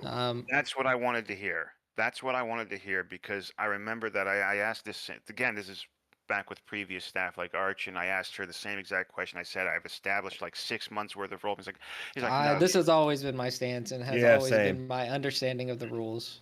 And she was always like, no, you can't one hit him. I'm like, well, maybe she was just saying you can't. Maybe someone else could. That's rude. So I could taste. I mean, I would love to have that happen. Just not a surprise, you know, like our character. I mean, if I look at an RP side, I would love to have that happen. Like, we've been fighting each other neck and neck for 6 months, and then, you know, out of the blue, you gank me, and then, like, say some whiner that ties back to our argument. Man, that would just be awesome to me. I don't know, to me. Exactly. I always, this has always been my argument, and this is one of the reasons why I'm actually, you know, like some characters some players who got really upset when their characters died. I'm like, this conflict has been going on for so long. Why are you so freaking surprised you got executed? Why? Why are you so upset about this? And it's like this because I think people carry on to their characters a little too long, and then this idea that, oh well, we gotta. This originally why I was against Providence was because I was like, well, Requiem never had Providence before. It was just once you died, you died. Yeah, and I remember having like 5 different characters, like character sheets lined up, ready to go. Like I'm gonna play one of these characters, one of these characters, one of these characters, and it was like. I think the gear cap is the gear gap is a problem now. Imagine if there was pure PD. That's true. But that was the other thing, is that people would just take everyone's like fantastic gear and spread it around. It was like I think I like at one point in time I almost I had to turn down a piece of gear because it was like, oh yeah, that really heavily enchanted weapon that's like master crafted, that was from my other character, so I won't take that one. I'll take something else. That would just be weird to receive the item I just lost. Mm-hmm. So there was like stuff like that. I think things with conflict goes back to what Charlotte said, where it's like you have to kind of try to meet the other players where they are. Hopefully everyone's in the place where they want like a good conflict. They don't want to just go for PDs. They don't want to like, you know, be meanie heads. But if they are, you kind of have to meet them on that level. Right. I mean, eventually the role play, depending on what direction they're pushing the role play, it's going to go in that direction. Like, for example, like let's like again, I'll go back to Wormwood. He was never truly. I never saw him as a combat-oriented character who was trying to kill other people, and he really isn't. But he did some stuff that, you know, pissed a lot of people off. And My some of advice. it may or may not have been real. Some of it may have been lies, but we just have that role play, and an entire faction got wiped out trying to hold a trial for him on his behalf. Which is where I say again, conflict between factions normally escalates real fast. I actually remember that now. Oh man, I actually broke him out too. That's funny. Long time ago. In my advice, in my long time in Requiem, look to the person on your left. Look to the person on your right. They will more than likely definitely betray you at some point. That's true. Damn it, I have watched you all conspire against your closest, longest friends. Especially you, and you know who I'm talking about. Yeah, I have you never especially. conspired against my friends. Only people who thought they were my friends. I have seen rumor mongering, murder plots, theft, big heist, all against friends. Hey, all Otis does is pray. You leave him alone. Hey, Yeah. listen. I want to sit in the tavern and just be friends with everybody. And I'm perfectly okay with that. Just remember this: the Foundry comes first. That's true, Abby. That's true. So I could hire a prostitute to lure Thorn into a room, and then while he's in there, ERP and just pop out with a shotty and drop him like a goon master. I don't and think it'd be you're all going to right. tempt Thorn with a prostitute. I'm just going to give you that insider information. Hey, he likes beer and booze. I was gonna say it depends on the prostitute. Like if you get like Wormwood, it might work. Hey, money's money, dog. Anyways, do Requiem is prison rules. Be careful who you talk to. Like I say. What were we talking about? What was the discussion? We need to be able to murder people. Erickson wants to PD people without RP. Was what we were talking about. We were we're way past that now. Don't worry about it. The question was answered. Okay. You answered my question. So long as there's a long standard of our role play, I'm allowed to assassinate. Oh yeah, I was going to explain that. As I see our job, it's to enforce a minimum standard, where that minimum standard can like vary, but like that's just like our job. And like if someone meets that minimum standard, even if like some parts aren't like the best manners, or like maybe they shouldn't have PD them there, it's like I feel like it's not like our place to step in. We encourage players to be mindful that you're playing with other people. They invest a lot of time in their characters and try to the longer the conflict goes on, the more fun it is for everyone. The longer the player has been alive, the more they're going to be mad when you kill them. Well, and That's also true too. That's true. Going back to what you said about forcing an injury rather than a permadeath, like on a first, like on initial contact, because with the Thorn and Otis role play that blossomed after that was amazing, and if that was a permadeath, that wouldn't have happened. That would have just been empty. Exactly. Right. Well, that's Prov was there, right? So that's Prov serving its purpose. I don't like the idea of injuring. I feel like Prov is enough. Prov, like, we want Requiem to be a hardcore server. It's always been a hardcore server. Even Prov sometimes is not hardcore enough. Sometimes it works great, like in like a situation with Otis, it worked well. And in situations where people are like just being trolls, it's good. But in some situations, it's not good. So going even more into that realm where it's like even more protection, I'm against personally. Well, how about this? What if we were to set up like a like instead of a wound, you could do like a set up like you could do like a wound, but it's just like a special wound where like it's like set for coup de grace, and then like you have like an extended period of time like the winded like maybe like an hour, not an hour, but like maybe you have 20 minutes or 10 minutes to decide where the guy can't move, so you can do the role play, where you can decide to activate the coup de grace, and then it'll either take Providence or they can embrace death. I think personally, like, I don't know, I've killed a lot of people, but I think that is good in theory, but we've all been in PvP situations where, you get that one player and you get them in that situation. I mean, countless people told me just to I think walk what he's out. saying is an option. It's an option. As You an can do option. either or.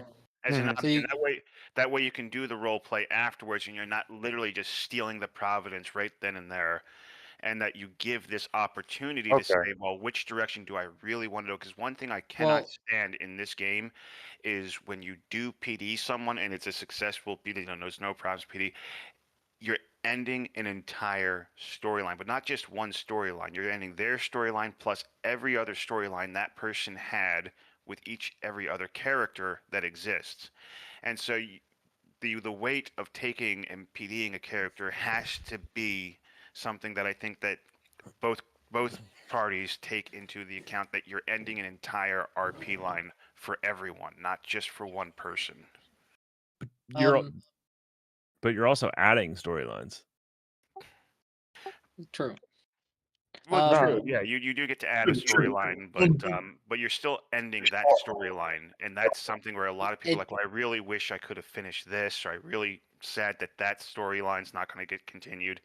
So I think it's one of those things that it weighs on me when I make these decisions. If I go after someone, which I haven't done this particular shard existence, this particular act, it's one of the things that weighs on me of whether or not I'm actually going to do something, because I don't like the notion of ending that storyline unless there's a clear and present reason as to why.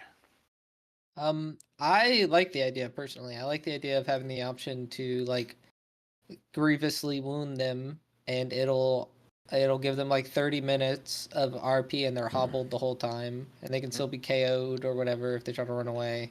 And you can drag them back, and then after that 30 minutes, they can either choose to take the prov and then live and like keep on living, or they die. I personally like that idea. I don't see any downsides to it if it's an option, Can we keep the option to do the regular injury? For instance, if you don't want to take somebody's Providence, you want to smash their hands, like right? Yeah, that's the idea. Like instead of like they're hobbled or they're put in place for like an extended, like however long we want to put them in, and then by the time within that time frame we can decide, well, either I'm going to take the Providence, or at the end of it, if we don't take their Providence, they just receive a major injury, and then we just call that as the way that it ends, and then that particular role play scenario goes away, and then you just continue on normal. Yeah, when you use the command to try and kill someone, you can already give them injuries instead of just attempting to kill them completely. Right. What I'm saying. So what he's saying, yeah. I thought there was somebody advocated for taking that out, so I was just advocating for not taking it out. Yeah, no, that would stay in. He's just saying add like a third option to PD them, but after they wake up from KO, they have 30 minutes of being alive before the PD hits them, and they have to choose to take prov or die, or if they don't have prov, they just die. So they get RP. They're hobbled during this state, so they can't run away. Yeah, maybe not make it 30 minutes, but make it because we can run to town and go, minutes. oh, this person attacked me, and then die. Yeah, true. Maybe 10 minutes, something like that. I don't know. Right, something like that. Well, it's an option for you, right? So if you don't want them to run back to town, you could just kill them. Correct. And the idea is that you're not just immediately taking the Providence, you're not just immediately executing someone, and you're able to take that extra time to because I know that there's, depending on the player, there's somebody exactly, mortal wounding. Yeah. That way you can actually do the role playing without just killing. With the guaranteed, that they'll. I'm for it, and I think, the time could be like 10 minutes. 10 minutes is a short time to RP, like your last. Cool. I will get to coding that right away. We'll work out the details, Rex. Well, I Yeah, think so long as it's easy. I mean, I don't want to put pressure on the coder. Rex is a machine. Right. Well, I know he's an AI, but even AI needs rest. But I don't think 10 minutes is a long time. When Thorn tried to kill me, I mean, he was like, "You need to pray." I was like, "I'm at peace," you know.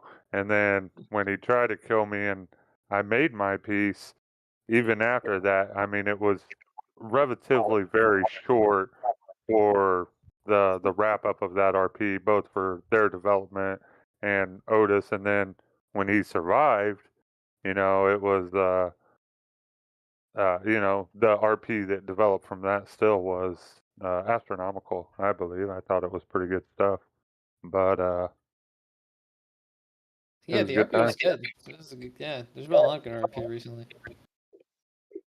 Oh yeah, it was fantastic roleplay. I liked it. It was amazing. Amazing. But I was away that week and I was catching it all like OOC and it was amazing. But again, a lot of people just told me to put a bunch of plate mail on, eat a bunch of HP boosters, and log out. And I was like, that's not an RP server. You know what I mean? So we gotta. I think we all got to do a little bit better on the player side of that I too. watched the RP between you and Thorn. That was some 10 out of 10 RP from Otis, dude. I respect it. Okay. Oh, when he tried to kill me. Yeah, when he was trying to that kill was you. deep shit, dog. I know it was. You did great. I have nothing but respect. It is fucking great RP.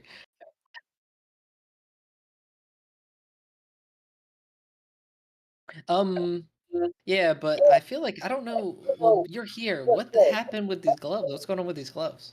I don't understand. I have zero clue. They were in that chest that he got into. So where the stuff was stored upstairs, where I took him up there, and I said, "Hey, this is all my stuff." All I can guess is he accidentally double-clicked something going through all that shit because it's not really organized, and it equipped him. That's all. Can you even equip from a chest though? Like I don't think you can even equip from a chest. It was really weird. It was buggy as hell. It wasn't even on my character though. That's what I'm saying. Because I switched to axes, so I put all my wrestling shit in the chest upstairs, so I could walk around without being overburdened. So I didn't even have them. It sounds like you probably can double equip from a chest double click. And then he pulled them out, and I was like, "Dude, those are pretty mine. sure you can. Yeah, I'm pretty sure you I don't know where the hell they came from." You fucking his character put on those gloves. It was like you motherfucker. Oh my gosh, I was so like confused. That's the only reason. Yeah, I'll talk to GMs about that. But yeah, anyway. It was all. You guys know my beautiful. I mean, story from that. RP's RP. I don't care about it. But I was like, I'm I don't pretty know. sure you I don't even have the double skills. click from a chest or from the ground. It'll do it. But there is a check for if it's in a corpse, you can't equip it, and that's on purpose. We've seen different flavored combos. Yeah, but also we ask players if you do think something's a bug, try to like be generous with the RP. Like if someone, if you just suddenly die from a bug for no reason, don't like be like, "Oh, you killed me" to some player because of a mechanical bug. That's usually we don't consider that RP.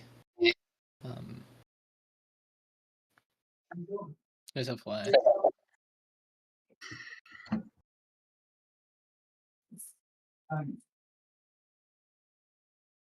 Near one.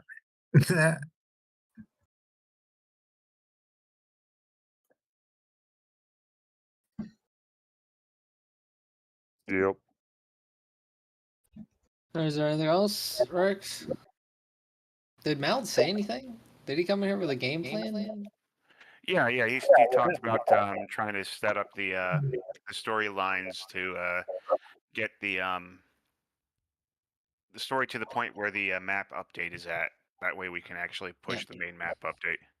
Yeah, so we have Barry on. We've been catching him up on everything, and we were talking about quests, talking about how we're going to distribute the factions and stuff. We're doing a layout for PV of all the stuff we need.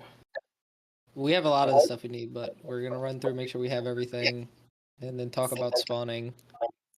And then the next major story beat will be probably the one right before the opening, and then the next one will be the opening of it. And then dumb question. Sorry, I thought you were done. And then there'll be like smaller stories in between, of like not main story stuff. The new dungeon's super cool looking. It does look sick. It looks super sick, and it's a cool. It's like a cool design too. Like not only does it look sick, but it's gonna be like a progression dungeon where like the deeper you go in, the harder it gets, and so like the better the loot, but you like can't like go back. Like if you go back, you have to restart. Yeah, it's gonna be cool. And it's a theme you've never seen before. Okay, that sounds fucking cool. Aesthetically, it'll be vastly different than anything you've seen in Ultima servers. Oh, I am so sorry. I did not realize my There you go. I turned it on.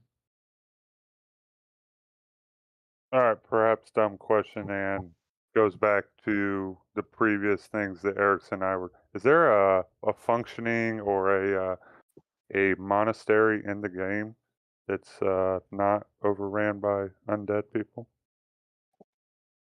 I think just the one in the church in the administration section. I think that's the only one that exists. Yeah. Like lore wise, Red Home is pretty cool out there. They're doing great. Are you in talking the about valley. like monasteries in the first Well, province? yeah, I know there's monasteries that are existing in lore, but there is no monasteries that are accessible by players. And we were talking about the church not having like a leadership, but I asked that because monastic life is important per se in Eastern Orthodoxy. But if we had like a GM that was on a help guide or whatever, the church, you could put them at a monastery and they wouldn't be active, but it would give somewhere for the church role players to go and gain that, but then also develop it on the fort side of it. You know who's doing well? The Venerated Inquisition. They're doing just Yeah. fine in the valley. I like the idea, but like building an abbey, like there was an abbey, isn't Noella, and wasn't that not an abbey, a monastery? Well, a monastery. That was the monastery here. So there's no monastery currently. So if we will do in a church NPC, and it'll probably just be in the church district, because doing like an abbey would be like a map update, and we can't do a map update until the next beat of the story. And also, if I remember how the lore is, the church was actually was one of the first major groups to abandon the first province, alongside the Legion. Right after the 3-hour war, they said, "Fuck this shit, I'm out." Well, they knew that they told Foundry to go handle it. Okay. And Foundry was like, "No," and they left too. And they were like, "Nah, we don't want to deal with this shit." Well, we discontinue. were like looking at him like, you know what, the coin doesn't match up. Let's just step away from it, and once it's all burned to the ground, we'll see what's salvageable.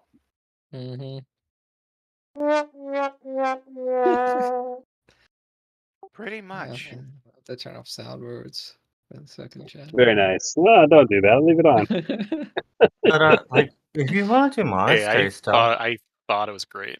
There is an active abbey. I don't know if you know Gorik, but there's a sick abbey in the province somewhere. Yeah, he's a part of it. Yeah, I know. Yeah, but there's like no one in it ever. Yeah, I think we'll probably just use the church district though, just because it's the easiest. An abbey or like a monastery would be cool though. Maybe in like one of the future map things. Yeah, I was just curious. Maybe that can be like a major like goal for some of the religious RP is that once we reach a point, we can help refurbish or help build a monastery somewhere. Wait a minute, I have an idea. That's I have an idea. I got an idea for this. I'm not gonna share it with everyone here. Cody will know. Okay, all right. Let me know. Tell me. Is it the Vic? Are we gonna build a Vic Abbey?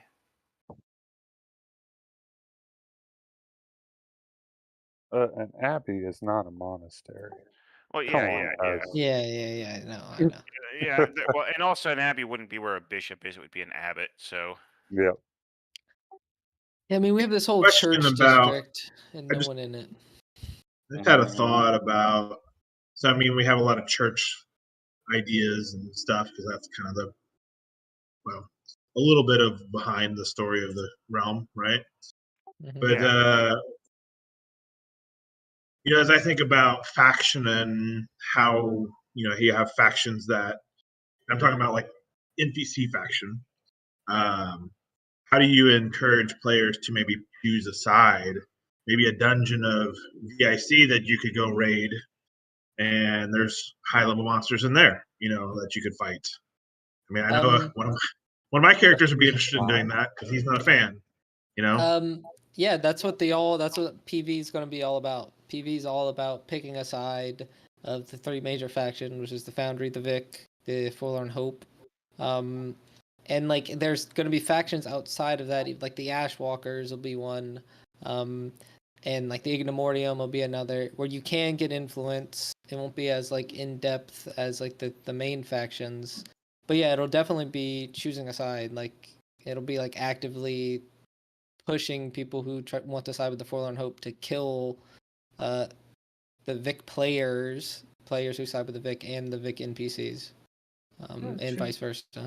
That's cool. Choose a side. There would be There's been fabulous prizes. code side support as well for these things. All the reputation system feeds into the vendors. You need a certain amount of rep. PV's going to have, I don't want to spoil stuff of features, but there's already stuff like I've spent time coding so that you can pick a side and support them in the new area and kill the other sides or subvert the other sides. We could track you and reward you in unique cool. ways depending on what side you choose, and it also will like roll into RP. So if you have like a lot of influence with a faction, you'll have like more RP influence as well. Because they'll know about you. Choose your favorite side and fight hard for them because they'll be rolling on with you. Yeah, What and if then you- it'll go on. Sorry, I actually have like something like interesting and from the standpoint because I kind of want to introduce something within a concept within the Vic, possibly very far from now. I can't say too much, but never mind. I'm just that's not helpful. I'm sorry. How about how about you just like PM it to Cody or something? And Yeah, you can submit it in a ticket if you have like a open a ticket. Yeah, run it past us. Because it's definitely a really good concept, but it's a very large, something larger within the story that definitely has to be done very slowly and far from now. But yeah, it's a big thing that I think would be very very cool that you guys would be good for you guys to know about. Yep, I mean we have outlines for like story and like we have like a story plan. But if anything, like if you have ideas for stuff and it fits within like the established stuff, yeah, we won't. Yeah, let us know, dude. Sweet.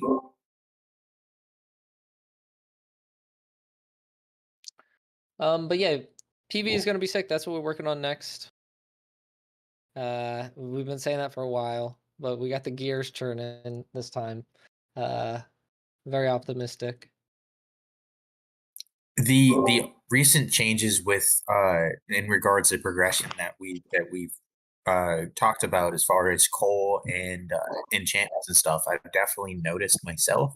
So I will say that's definitely like a huge positive like thing going forward. But so I've definitely noticed it as much as I gripe. But yeah, that's all. No, that's good to hear because like it's pretty new change and like we were not 100% sure how much it'll impact. But we also did things like we added more ways to get IP, like the whole cannibal dungeon now gives you like a shit ton of IP from Moriums. So like all of it is like easier and more accessible and easier to grind and takes less time, but it's just gonna take like a little bit of time to figure out like how much time it cut off, if it's like still a little bit too hard or if it's like a little bit too easy.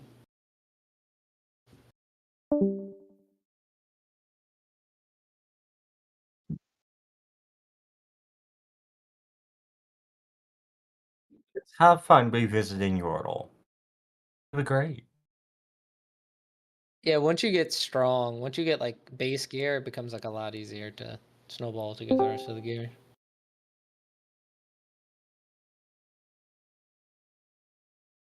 Yeah, yeah, I've been there. Yeah.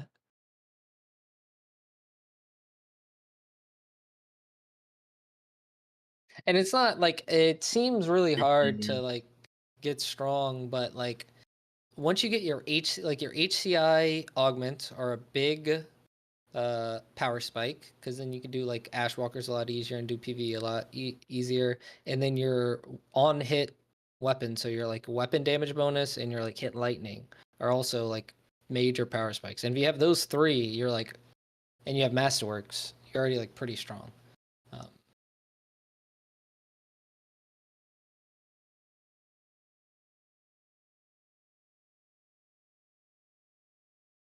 Yeah, yeah. Yeah, no, those are good too. Yeah.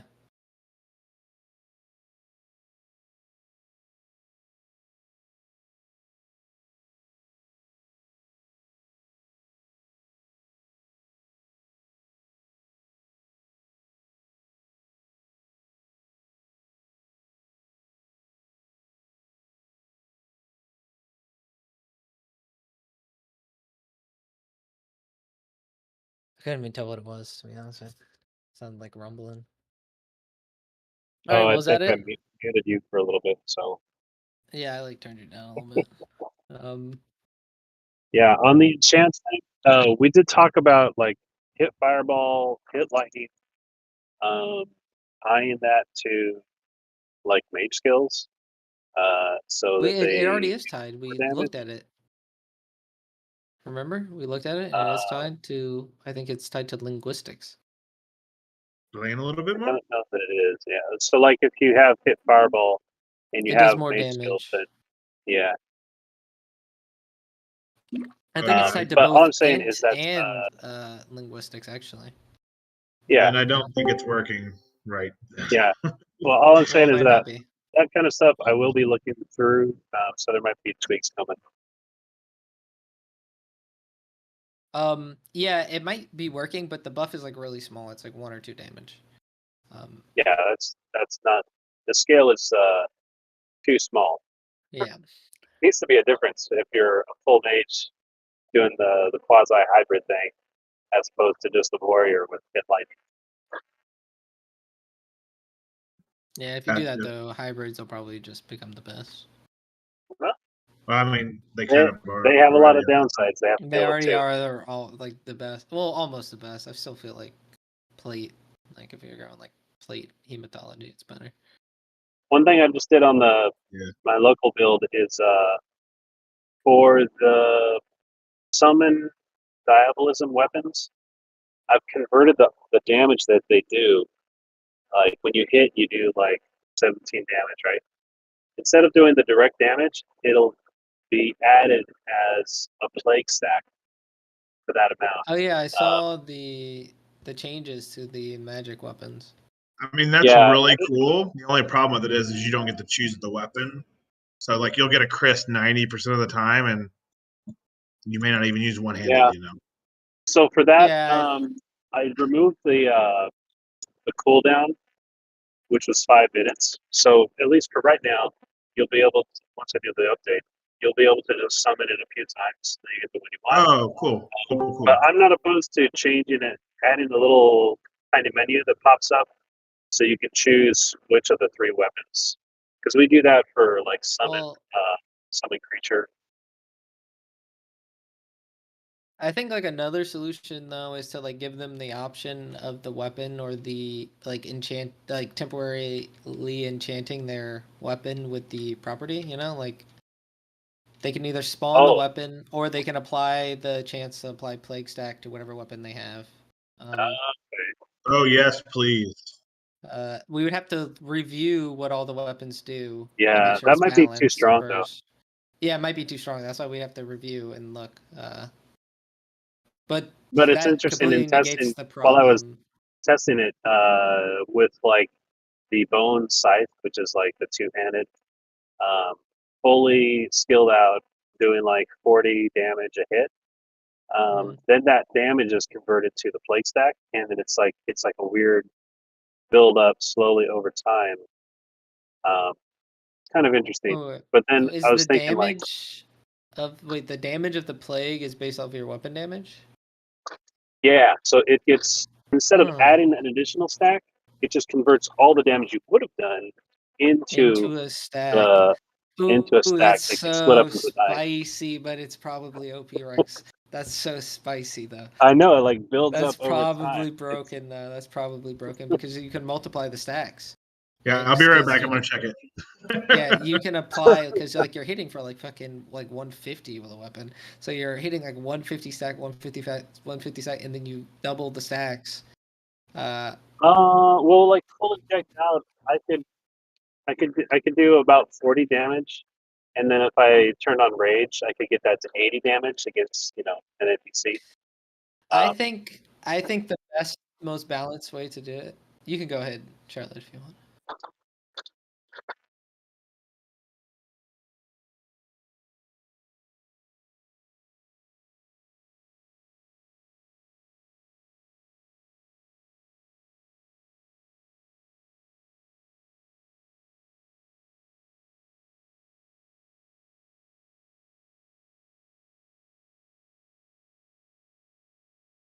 Yeah, it'd be nutty. I think like the most balanced way to do it, Rex, is to do it like hit lightning, but like hit like whatever the lowest plague spell called. I forget what it's called.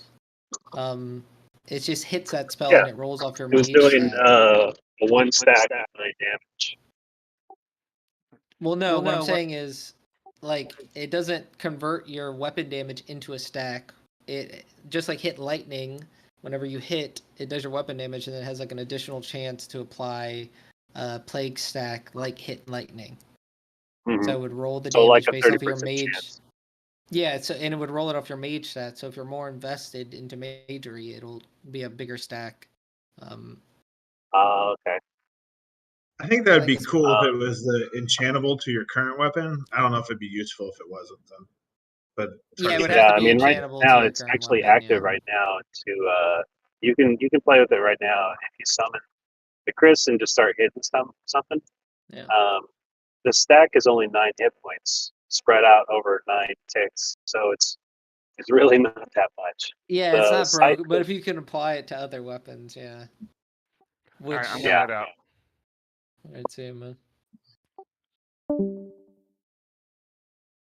Yeah, but I think like the problem will always be that you can't like choose the weapon. Will always be a problem unless we allow them to choose the weapon. You know. Yeah, So it's like, how do we I mean, let I them can do build that out the without it being menu OP? like the summon familiar type of thing, where when they cast a spell, it'll just pop up the menu. They can choose one of the 3 that they want. Yeah, we could do that, but even that runs into the problem, and then this might not even be a problem because it is like a free ability. But we run into the problem where it just gets outscaled when you get like an in-game weapon, and it just becomes a useless skill. So it would be cool for it to have some usefulness. That's why I built up the different, for each different type of weapon. It'll do that sort of weapon ability.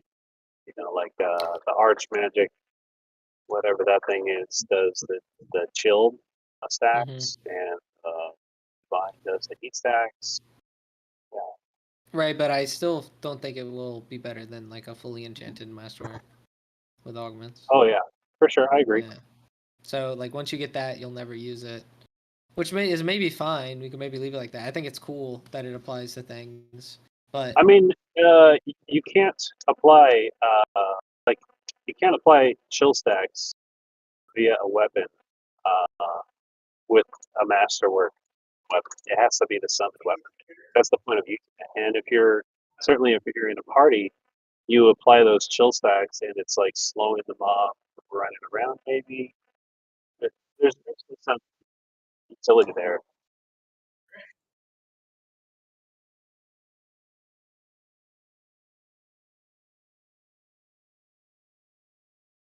Right, yeah, which is a cool combo, right? But like once you get like the in-game weapon with like fully spec'd out like masterwork and augments, you're never gonna have access to that combo. You're never gonna go back to the summoned weapon for the chilled stacks as a hybrid. And as a mage, you're probably not gonna sit there and use. You might use the weapon to smack him actually as a mage. Yeah.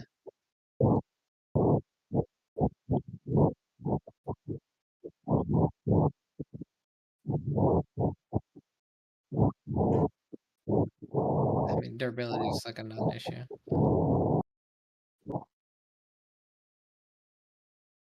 Yeah, I mean the overall point is to give options. They're not always to be like, here's the meta best option. Yeah. And certainly, we don't want something that's just summonable to be better than crafted masterwork stuff. Yeah, unless I it has agree. a unique utility that is useful but not meta useful always. I think the long-term solution, Rex, is to make a new skill tree that's a hybrid skill tree. Right? That's the long-term solution. And what would that look like? It would be like I said. It would be like additional temporary enchants on your weapon. It would be like better summoned weapons. I don't know, more things that interact with being both a melee. Something to do with mana. Maybe you can use mana as stam. I don't know, shit like that. Oh. Maybe you use your arcane incantation as your tactics, something like that. You know, there's a skill in there. Get nutty with it. Yeah, there's a lot of cool things you could do. So I have a question. Sure. Is there a chance to get like a weak enchant or whatever on a weapon when you make it as a smith or a carpenter or engineer? Is that a thing? Is there a skill somewhere I'm not seeing, or Like is everyone seeing that like has them looted? Like an enchant? No, there's no way to get an enchant on a weapon you craft. Well, you can apply it after, but not when you craft it. Okay, that's what I was wondering. Thank you. At least I think so. I've never crafted anything except potions. You gotta stock up those potions for your PvP battles. That's true, dude. They're pretty good. Those attack speed potions. I'd be fucking chugging those.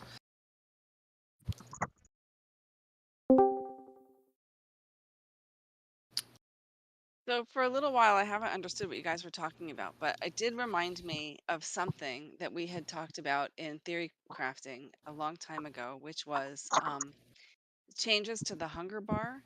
Like right now, you have to, like, what am I trying to say? 50%. The line between being kicked out of the game and where you need to be in order to be able to eat is too close together. It's too close. I agree. We should be able to force puke ourselves.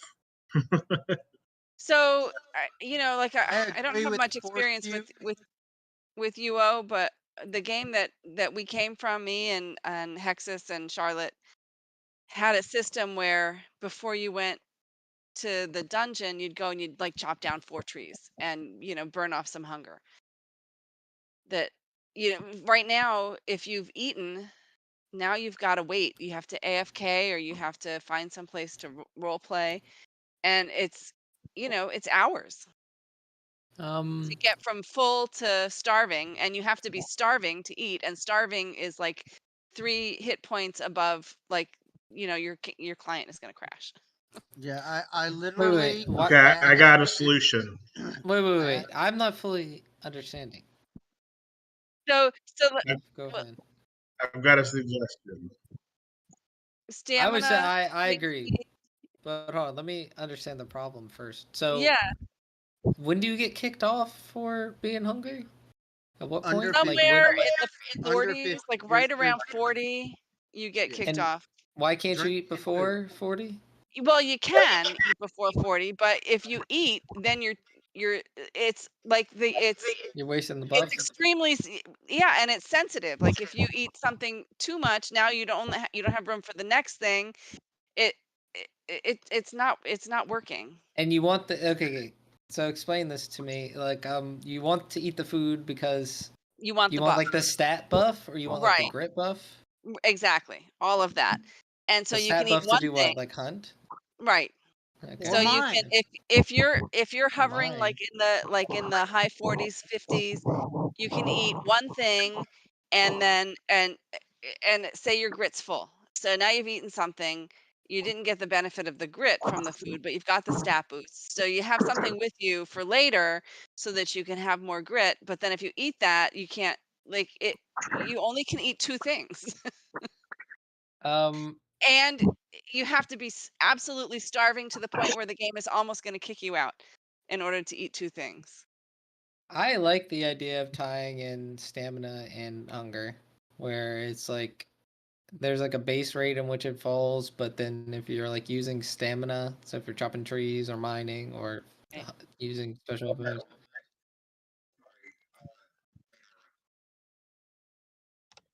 Will affect like crafters, because I mean But they like they want might. to eat more, don't they?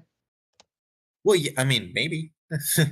Just I mean some people might see it as a detriment because I like, agree, oh, yeah. I already put so much effort into crafting as it is. Now I have to spend more on food. So why don't you tie it to grit? It's That'd be already hard, top. I think. It's kind of maybe it's tricky because food gives you Sorry. grit, and I then have like 5K grit, so there's that. yeah, Yeah. tying it into grit would also be good too because it's almost like a loop where food gives you grit, and then you get hungry from using grit, and then you get it back from food, and then it's just Viola gets really rich in this new dynamic. But we'd have to look at the buffs and see to make sure they don't stack because we gate certain things by the hunger and thirst. Like some things were like that's fine because they can't. They don't stack. Well, there's things also don't- stuff.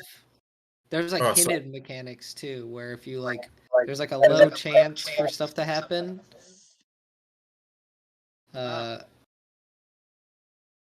Because I ate like 2 different foods a minute ago, and one of them has these numbers on it, and one of them has 2 of those same numbers, and those stats did not change, but the other one went back down. Yeah, they don't stack. Yeah, I think Rex. You remember what I'm talking about? With It's when don't you tell him. want. Don't tell him. Don't tell him. Don't tell him. Yeah, I don't want to. You don't want to give it away. No, don't tell him what it is. But some things are gated by people can't use. I was it about to often, tell y'all. So we have to look at those before. I do think it's a good change, though. So to your point, I think we can definitely take a look at the. I'm going to look at the thirst fill rates and not just have everything be 10% anymore. We can take a look at the food as well. I do know that most stuff does like 10% food, but I think like the Dakujan duck does like 30% or There's a 25%. few things that are 30.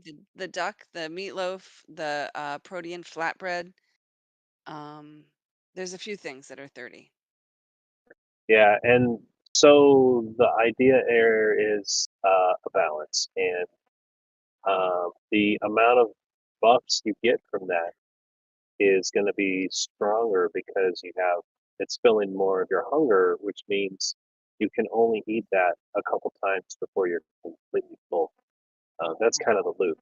But we can definitely take a look and lower everything to like a max of 10, and then probably rebalance the buff amounts, lowering them if they're too high at that So amount. like the point at the like just from a I mean I hate to compare games to reality because like reality is no fun, but I'm never walking around with my stomach half full looking to eat something. Never. Like my stomach's got to get down to 20% or less before I'm looking to eat something. What kind of life are you living, dude? What life are you living? Boring life. No, I really. don't mind lowering it from It boggles me that 50%. my stamina, that my hunger drops faster. Yeah, no, I think it needs to be lowered before you. It should be like 10% before you get kicked off. Well, and I For think the that day kick? Or even Yeah, right now it has to be under 50% food and thirst, and you have to have not talked in a while, and then it'll kick you off. What if people were just vibing though? so, Bashing and and then vibing. oh, now I just forgot what I was gonna say. Food, 20%, 10%. Wait, it's gonna come back to me. It's gonna come back to me. So I think what I'm trying to say is that when you're at 50% hunger, that's your stomach is half full. You're already like, I forget how many hit points you get. You know, so many hit points for hunger, so many hit points for thirst. You're at 50%. You're not that hungry. You're not that hungry. You're really not, because you eat one time and it says you are Well, sated. no. And then You forget everything everyone after in the first province is like 7 foot tall, dude. I 50%, you're mean, can we turn starving. that down to like maybe give us okay. like a notice, like give us a pop up. You're at 50% fucking- hunger, but don't take away my stamina until I'm at 25. Give me a break. There's My 7 foot normal tall. size character over here is like a midget. Yeah, no. Most people are like 7 foot tall, yoked as hell. I don't know how they're getting the calories for this mass. All right, that's why the hunger system is the way it is. Hey, the I hunger role system played. is I previous role state, played my very character as genetic, like look from your begin with size and no your talent. experience and. Oh, sorry. Go ahead, Ted. Anyway, that's what I think. I think 50% is not hungry enough for me to be. Yeah, I you know, think it should be 10%. taking damage. That's it's I don't know. It's annoying. Like, Yeah, I can understand that. There is definitely a balance in, like if we were to lower the hunger amount from 50 down to like 30, before you take negative effects, that means you'd have, around a 60 to 70 point pool that you could fill up from foods. So that would be like 7 foods you could eat before you're full, like on a dungeon. That's potentially like a lot of buffs, like 7 times the buffs over the course of the time or right in a row. Not only that, but like you're looking at it the wrong way. 50% is not like, oh, it's midday and I'm hungry. 50% is like at 0% you start knocking out. You're so hungry. So 50% is like you haven't eaten in a long time, and you're super hungry, and then 0% is you're dying from hunger. Yeah, you're literally starving. So like 75% is more of like, oh, I need to eat. I'm hungry. yeah, I think 75% is reasonable, because especially if the foods are 30%, some of them are 25%, 15%, 10%. Like there's not a lot of room. I'd still like to be able to burn it off. And that's the other thing, is that once you've eaten it, like that's a long commitment. Now it's going to be hours of waiting for that to wear off. And the fastest way to wear it off is to AFK, which is not really beneficial. Yeah, I agree with you there. Beneficial for us. I'm not against lowering your food amount at a trade from like using your grit, like was suggested. Yeah, that's probably fair. We could work out the calculation there. I think tying it to stamina might get too nutty. Like, it might be too or we'd annoying, have to scale it down. Like, in some things that you lose so much stamina. Yeah. Like if you consider like a warrior with like 50 stamina, like burning through that, swinging his axes, and then that's just like lowering his hunger like so fast, right? Then you've got crafters making Unless we scale up the amount it takes, but then it's not going to other people as much. I think you're right. I think the stamina, like you really do use a lot. Like if you use the special weapons moves, that's a lot of stamina. Crafting is a lot of stamina. I think that's going to make people unhappy. But tying it to grit might be better. Yeah, and it's almost beneficial to tie it to grit because if you can eat more, you can restore more grit and you can hunt longer. So it's kind of like a boon, and it's also a boon for cooks because they, can sell you have more to buy food. more food. Yeah, Right. and food's cheap. So it's not Then like on the a other big hand, burden. the perspective of a mage that doesn't have a grit pool, that's a character choice, but still, like there would be no way for them to diminish their hunger if they Tie didn't it to even have. mana too. Tie it to both. Grit and Sure. mana. Well, the main benefit, when I was saying it's a boon for warriors, the main benefit from warriors is restoring grit. Because I mean, there are foods that have mana boosts. Yeah, I could see how it sucks for mages, but it's like you chose, like, why not just follow Deakus? Kind of how I see it. That's it. That's it. We're launching a whole new It's a hard life. It's a hard life. company now. You chose to be a heretic. You can always come. You can always come find the mages and ask them that. Just see what they say. So they don't use Yeah. grit. I mean, I don't know because I don't know, but they don't use A grit. lot They of don't have mages to don't even heal have at it. any. Yeah. Wow, look at that. That's interesting. Mistake, actually. If you're a mage and you don't have grit, it's a lot of healing for free. That's interesting. I always a lot looked to at think like about. your mental fortitude to be able to keep your shit so you can heal yourself. That's what I look at grit as. Like, It's this really is a my lot to ability think to about. maintain my calm and heal myself during combat. Do you want me to send you a macro so you don't have to do that? Oh no, yes, I have yes, one. please. I could That's his send you a RP motivation. macro. That's all. It just auto detects your HP, and when you drop below Yeah. a certain threshold, it Yes, starts send it. screaming. I have I one. want it. I want it. Okay. I can send you mine. Send it. Yeah, send it. You will need to adjust it for your heal time, though. You'll have to talk me through it. It's not complicated. You're just going to edit it to change it to your heal time. All right, we'll which is talk gonna be offline. your- Offline. Okay. We'll do that offline. Okay. All right. I never use it, but I've got it. So I'm pretty Yeah, sure there's I'm going to one. forget some of that. So, suggestion thread with the Somebody main. take the minutes in this Yeah, meeting. take the notes. Yeah. Usually Archon took the notes. I gotta start taking notes, I guess. Well, if you want me to do the newspaper, I'll also volunteer to take the notes. But I didn't do it this time.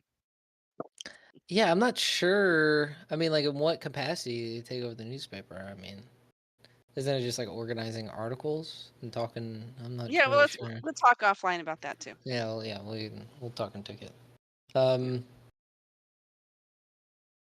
Yes, because I'm tired of hearing the newspaper go, "Hey, we got a new issue out." This is the same crap. I Same know. issue, yeah. And that was such a my bard is fantastic so feature. angry right now. What a Listen, great look, feature. That's really newspaper. been It a is lot. great. It was really a great idea. That Because was a actually, I good don't know if you thought. know, but it was made by players originally. I caught wind of that Yeah, it in was the super main cool. chat that Kent was taking credit for having He created did make it. initially. His faction did, not him alone, obviously, but his faction did make it, and he did do the paper. That faction was so great that they were murdered by other players. They did get murdered for the paper too. They did get murdered directly for. Oh well, then maybe I can't be a things in part the of this paper. newspaper. I'm not into that. Yeah. Yeah, we thought it was too dangerous for players, so we took it over so they couldn't be murdered again. This entire faction wiped out by a joint effort between the other factions, actually, and only one survivor. Entire town murdered. It's true. It made the news. It made the news in their own newspaper. Amazing. I mean, That's a tragedy. It was pretty hype, actually. It was hype as fuck. That's impressive to end up in your own front page. We were all killed. How did you write this? Breaking news! We wrote it Everyone's before it dead. happened. They could have too. They could have. It was very obvious what was going to happen. That was the goal of this newspaper, to get us all killed. It's a suicide cult. So this chit chatting has been so good. This has really been. I feel like. Yeah, usually the past fireside chats we come in with a plan, and we have like things to say. We're just kind of winging it this time. But that gave us a lot of room to, vent all of the things that we wanted to talk about, or that I wanted to talk about. That's good. You hear that, Cody? No more plans. No more That's organization. good. No more. I have Yeah, I've enjoyed it. It's something that I think me and Muriel talked about once or twice. The bathhouse. I don't remember talking about the bathhouse. Yes, we did. We talked about the bathhouse possibly restoring grit. Was that when I was drinking all that gin? Doesn't it cycle? Doesn't it already? Yeah, doesn't it restore grit? You mean like the think tavern that- grit? You mean? I think that anywhere inside of unless you're in your apartment, any place inside the fort, but you have to be inside the gate. Like outside in the marketplace does not restore grit. You have to be through the gate. Okay. You mean like the bonus animus, like the infusion bonus for sanctuary? No, I'm talking about like, okay, let's say you're low on grit. You've eaten your food and Gotcha. you're still kind of low on grit, and you don't want to wait around forever. So you go and you soak in the bath to relax. And you get like a little boost. Yes. So like in the tavern, how you get more in the tavern, you get more in the craft hall. Yeah. Well, that you only get more animus. Do you get more grit in the craft hall? You get more grit in the tavern. You get Oh, do you? you Yeah. get a kindling bonus, and that gives you more. Okay. And you also have to take your pants off. And can I just say? Wait, what? You have to take your pants In off. the tavern? Wait, I thought it was shirt. Hold Yeah, up. you I gotta thought it take was your shirt. pants And you off. have to happened take your pants? and your shirt. But can I wait a second? This is making me laugh. But I do want to make this point. Preferably just the pan. Because listen. I know this is a no ERP shard, and I'm all about that. But shit happens when you party naked and you're making us take our clothes off. You're making us take our clothes off to put our armor on, and you're making her take our armor off to get our grit. You got to let us keep our clothes on. God. Uh, But really, I think the bathhouse could use some kind Immediately. of feature of some kind. I don't know. I want to see more people in the bathhouse. I'm always alone when I go there, and it's huge underground.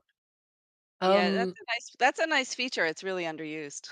I feel like the tavern. I could be completely wrong, but I feel like the tavern doesn't restore extra grit. It just gives you bonus animus because it's a sanctuary. Does it also restore extra grit? I think it does. I think it. Okay, well then I we don't should know. add that I'll to the check my bathhouse credits. too. Yeah. Yeah. And what about the strip club? Does that give you bonus? I'd like to spend more time there. I would like it if the anti-ERP over here. performer You're a actually strip club, did man. some And kind also of an the emote now and then. church as well, because the its own church is a rewards. great place to earn church RP, also, yep. to build RP and My understanding is the places that have sanctuary and it cycles through is the tavern, the bathhouse, and the church. And the craft hall. And the craft hall. And I'm fine with all of those having sanctuary bonus because they're all good RP spots. Yes. So if it's not currently like that, I'm for I making think it like that that. also the the boundary of the fort should include the marketplace outside. At least the marketplace outside, if not all the way down to the wagons. Definitely not the wagons for Why sure. not the but, wagon? Bro, because you're off in the middle of nowhere. The idea is to get people together to RP. Or like over here by the wagons. Who's over here? Okay, all right. How about the shop over there that I bought that used to be Bitcoin shop? That's a great place. That is a great place. You gotta besmirch your You've place. got the grinder down there. You've got the Foundry General Store down there. Grinder? Who's chatting around the grinder? That happens. I've had great RP around the beehive. If you're grinding loot up, you're coming back fresh from hunting, and if you're hunting for stuff to grind, you're probably not RP. Or You're probably picking moving it garbage. up. Okay. I you throw might be all my picking garbage. grindables in a box and then haul that box to the grinder. So I've had some tear jerking RP over the beehives. Yeah. All right. All right, then yeah, maybe the grinder too. Maybe we'll put sanctuary at the grinder and at the beehives. But I think it should all be part of the fort, is what I'm trying to say. Like you get 0 grit if you're not through that gate. You get nothing.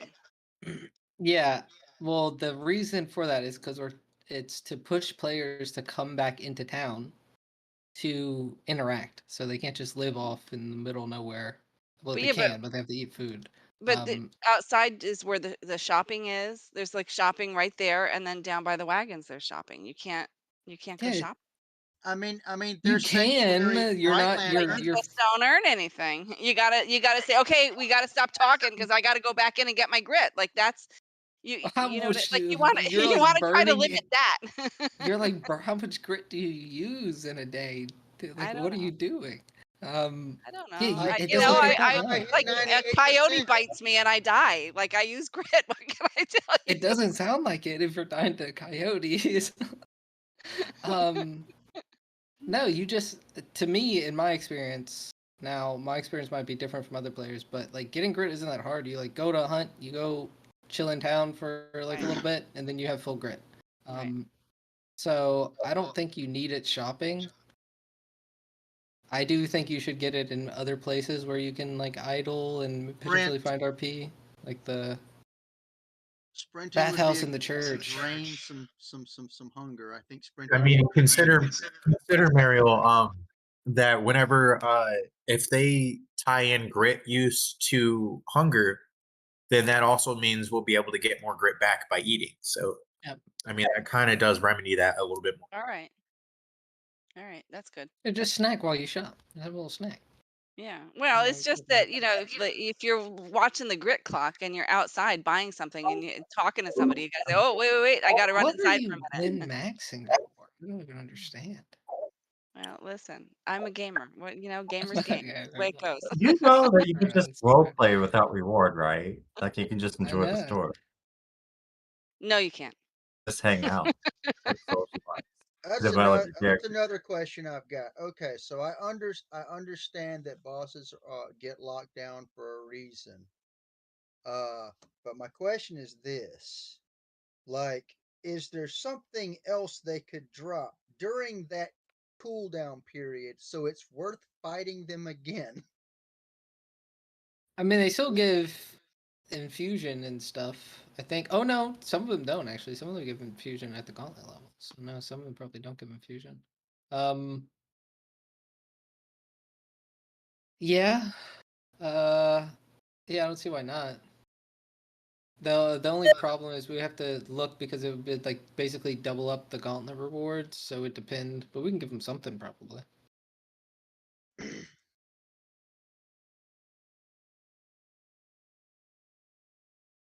There was something else I was going to ask, but I've forgotten what it was, so it must not have been that important.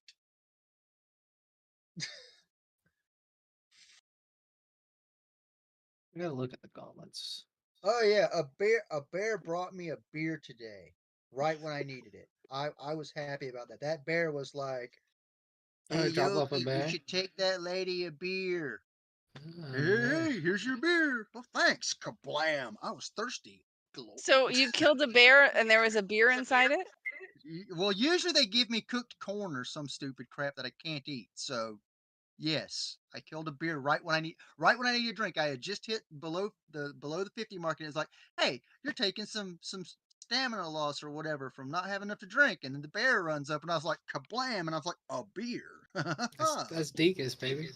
Deakus See, we're is happy. circling back to how the mobs drop full bottles of potable drinkables. Hey, look, I tested it first to make sure it was potable. I have taste testing for a reason. I did not trust that it was not poisoned. I don't drink anything off mobs without testing it. But my question was in regard to: is there any way that we can get it so that maybe more mobs that are humanoid, obviously, drop some coin? It's weird getting coins off wolves and dogs, by the way. That is weird. But Yes, yes, please, like, even if it's not a lot, like, everything should drop some amount of coin. Even if it's like 1 or 2 coppers, I'd settle for that. If everything dropped at least 2 coppers. And can the coins all be in one pile? Is that possible? That's a weird little thing that happens. I could explain it, but it'll take me a while. Is it just happening to me? Is that what you're telling me? No, it's not just happening to you. It only happens when you're in a party. That the coins are spread all over the place? Yes. Like they're in singles? For each person that hits it, it splits the stack. And sometimes it bugs out and splits it into single coins. That's a bug That is all people. that is primarily. I do want to interject. That is primarily something that's really like discouraged me being here in general. Because like I'll grind away at like attacking everything in sight and kill like 100,000 undead, and I'm still under 2 gold. But like I understand certain things aren't gonna drop a lot, but I mean guys like apostates, there's a lot of mobs that just drop nothing, or even Elder Eyeless, for instance. Oh, They're not yeah. consistent. I Oh can my kill God. 20 Elder Eyeless and get absolutely nothing. What about the Eldra Illin? It takes you 45 minutes to kill one, and then what do they have? Just clothes that you can't even pick up.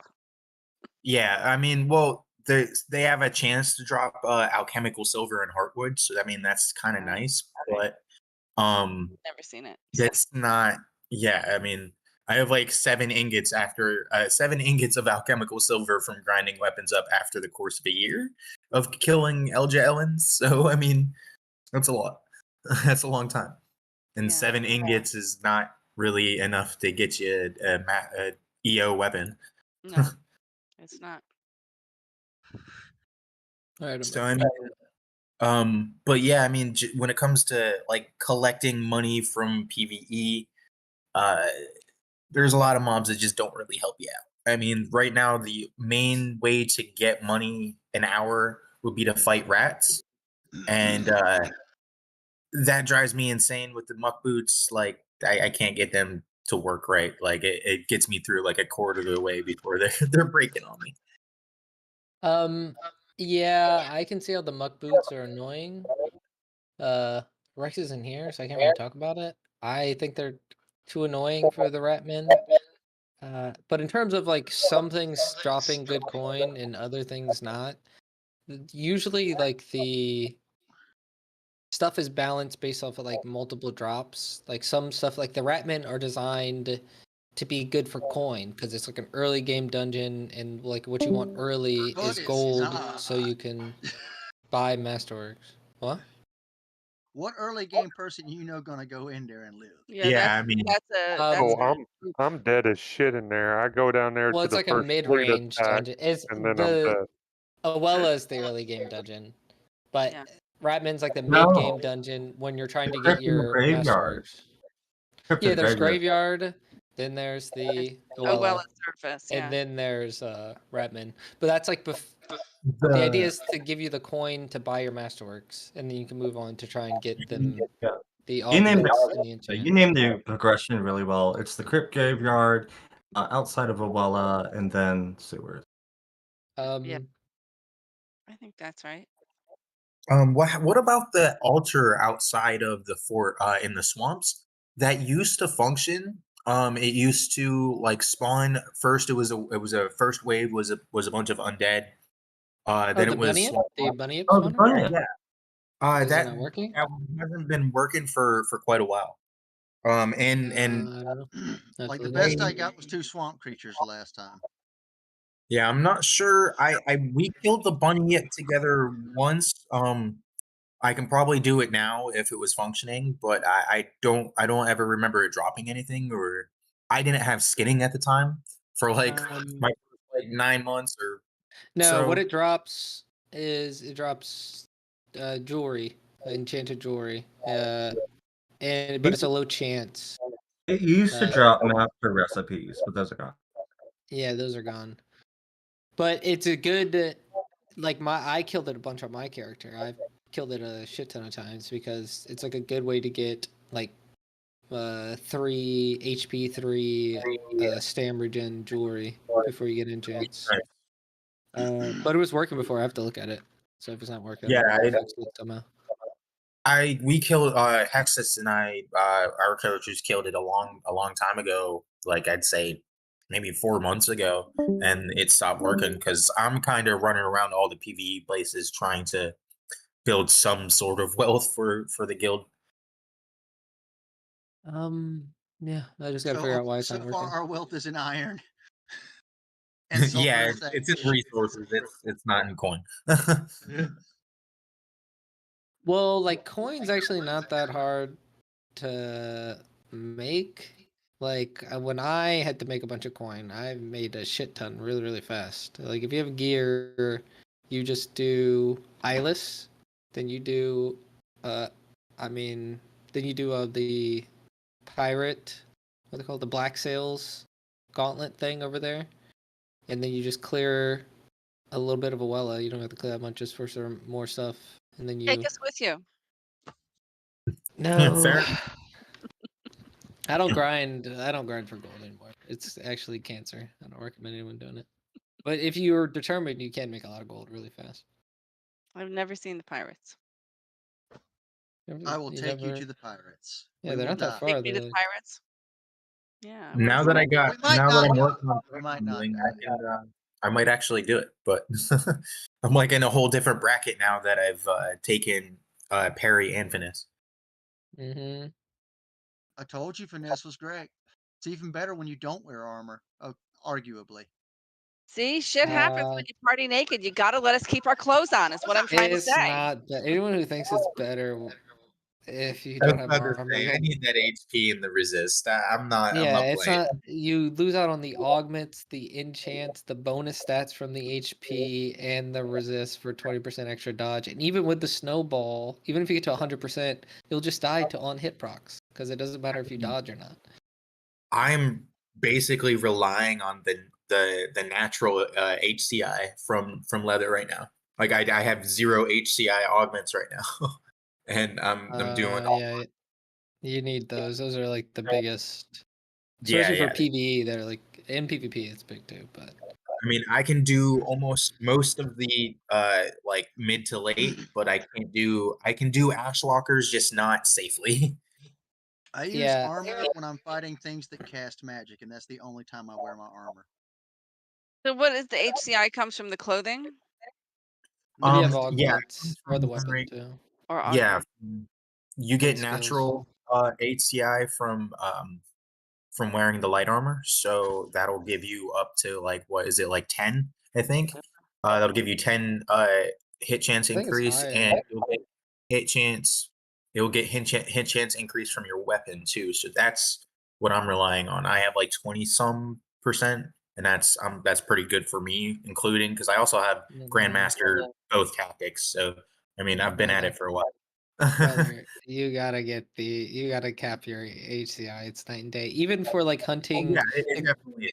Yeah. But I switched from plate. I mean, my plate was garbage. It was I only had like up to like 36, close to 40 HCI, but now, I moved over to leather and my leather gear is garbage. So Yeah, all in due time. I'll just Yeah. snowball from here. I mean that's a good thing about leather though, is the transition's not as bad because you have I think it's 20% on leather. I'm not 100% sure, but I'm thinking No, it's medium's 10 10%. base and you get maybe I'm wrong, Or but I maybe have medium's 1%. 5 actually. Maybe medium's I have 5. 1% for perception because I only have a little bit of perception, but yeah. Wish I had that whole 6% for perception, but I don't have all that skill yet. But yeah, I got a lot. I'm kind of nerding out on the stats. Also, you can overcap HCI if you don't know. So What? You can't? Well, only against hit lower attack, hit lower defense. You Yeah, can yeah. overcap it versus that. Also, things like I think it's your perception bonus for HCI, your tactics bonus for HCI, and I think one other thing all apply after the cap. So you want 45 before accounting for those. Feel like I should not be saying all that here, but yeah. There's a little mid-maxer stats for everyone. Oh no, I just kind of like revealed that I'm like totally vulnerable, but I'm not vulnerable. You still got the plate. Just carry the plate on you and equip it. Yeah, right. Just carry all the extra. Yeah. Question. A while back, someone mentioned that plate either negated or lowered the chance of injury. Is that a thing or not a thing? It lowers the chance of it. Okay. Yeah, according to Rex, it is. Yeah, it is. Also, this plate nerf is exaggerated. Everyone, okay? The plate nerf is not that bad. You should not be switching the light. I just think it's weird that your armor would have anything to do with the amount of damage you deal. I have many reasons for switching the light. Well, I think one of the frustrations too with the switch from the plate nerf is that some people didn't have the end game plate; they were still working towards it, and now like that, they got a you know, couple the of sands pieces. shifted. It seems better because like if it shifted, I guess maybe if they want to go light now, it sucks if they were like gathering steel. But like for medium, it's like cheaper to make medium armor than it is for plate. So. True. It is because with the you know having it's also easier to make masterwork leathers than it is to make steel plate. So it's like a.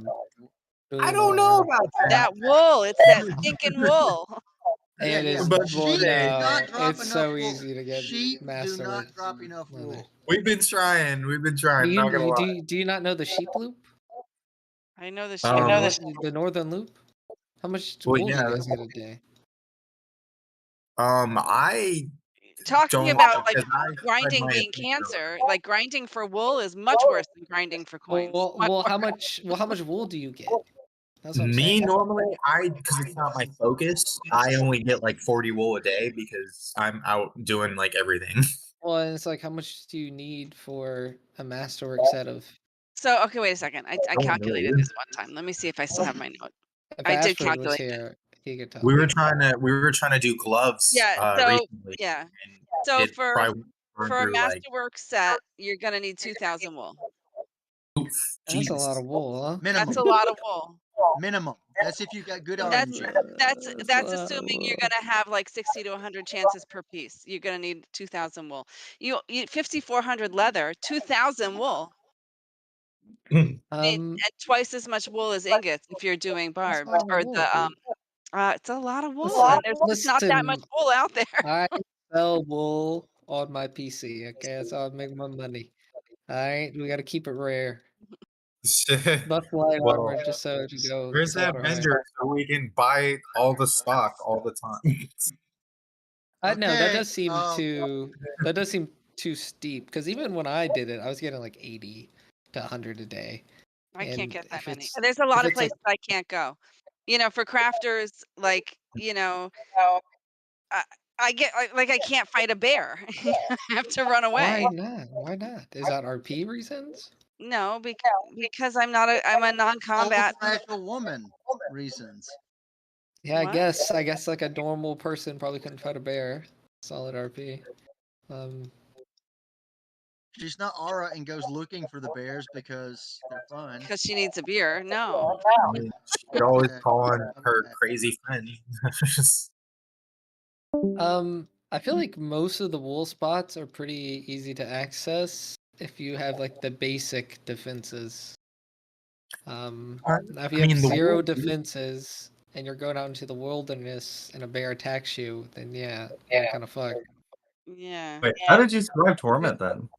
One suggestion in regard for wool is just like how I don't know how long it takes for them to respawn the wool. Yeah, they need to respawn because soon. it's pretty long. I think it seems like hours, but I don't know just because somebody can get to it in between now and when you got it. Oh, like how long it takes for them to grow? To grow again. Yeah, it Yeah. seems like it's only like And- 2 or 3 times a day that they grow And their we could always put like a few more sheep like in I certain think it's places. like 3 times a day.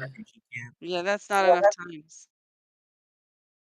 Like maybe we can put like 1 or 2 sheep around the refugee camp or some other places. Just like that shouldn't that shouldn't devastate production or shouldn't create too much overabundance. I mean, It's every like 4 hours. It's comes back. Every 4 hours? Yeah. Something like that. Okay, now if Roughly we 4 kill hours. the sheep, how often do they respawn? I don't know. I'm not gonna give you all the info so you can min-max it, but even like the 4 hours, it's like a random thing. It's not exactly 4 hours. It's like roughly. Yeah, I can tell you all the spawners like that, they're on variables, so we don't Yeah, know. everything's on variables. That's smart. I like that. So you can't Sneaky, like time it. sneaky. So you can't That's stand there actually and wait. You can't. Yeah, you can't. I didn't mean to stand there and wait. I just, if it was faster to kill them, I would kill them before leaving, and then when I got back, I would know that they would be there. The only thing is something then they're hard to find sometimes when you do that. I had actually threw that. I'm It's that telling option. you. Yeah, no. I'm telling you right now, this ain't even No. staff knowledge. This is me as a player. Killing them is way less. You get way less wool because they take way I want to longer be able to respawn. shear a black sheep. I don't Well, like what I that mean- I have to kill it. Well, you can kill a black sheep. Those only spawn at night. I know that, but I the have ones to about kill killing it. them I can't is it- shear it. It won't You have be to my shear it slave. first. I mean, No, I you think can't shear them. You cannot shear a black sheep. You have to kill it and skin it to get the wool. Oh, is that right? Well, it's Oh, aggressive. It's an aggressive sheep. It's Yeah. attacking you. yeah. They're Well, gonna let yeah. you shear I've it. run away from them a good few times. Yeah. They're not gonna let you shear him. Um, Shear it how? It's attacking you. Everybody I'm came in at a using good knives, time. am I not?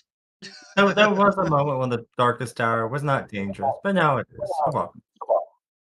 It's not dangerous enough. We gotta amp it up. Okay, we can make it more dangerous. Something I was wondering was is it like more lucrative to kill the sheep and would it respawn quicker than waiting 4 hours for the wool? You know. No, it's 100% not. I don't know. Okay. It's just like The only staff thing is that knowledge. then you get the Yeah, I was about to say that that's kind of poking the.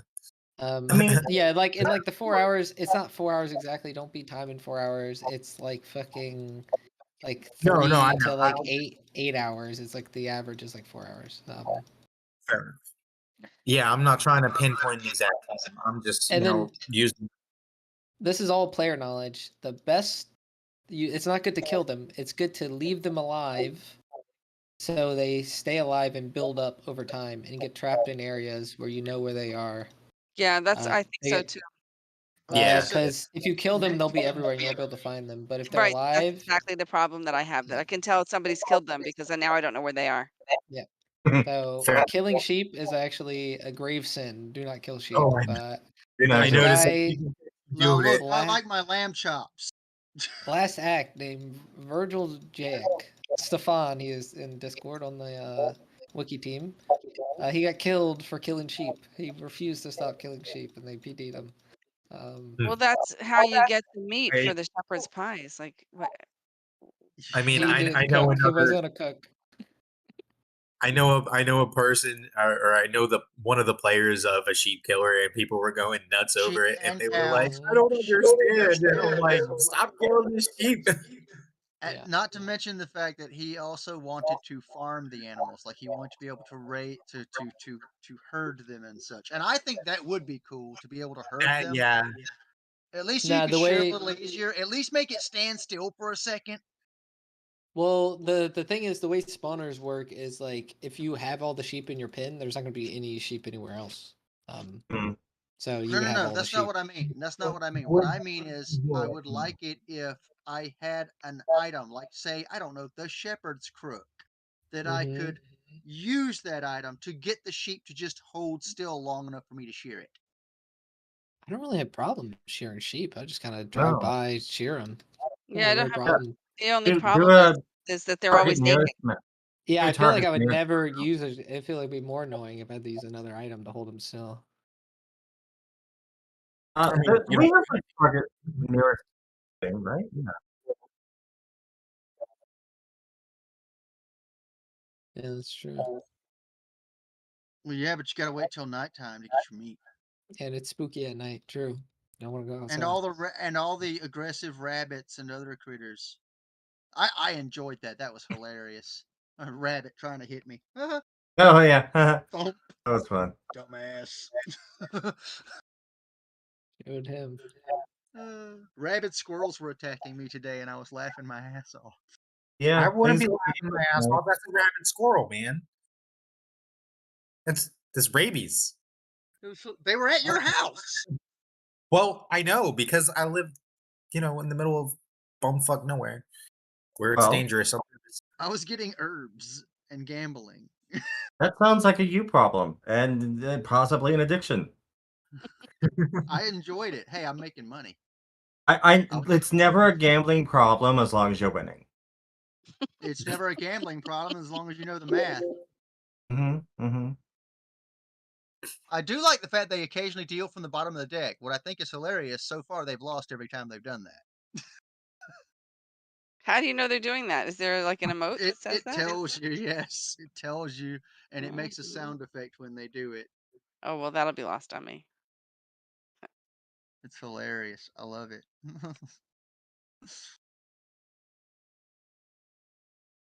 I would right. like it if we could play versus players, though, other players. That would be nice if we could play blackjack with other players.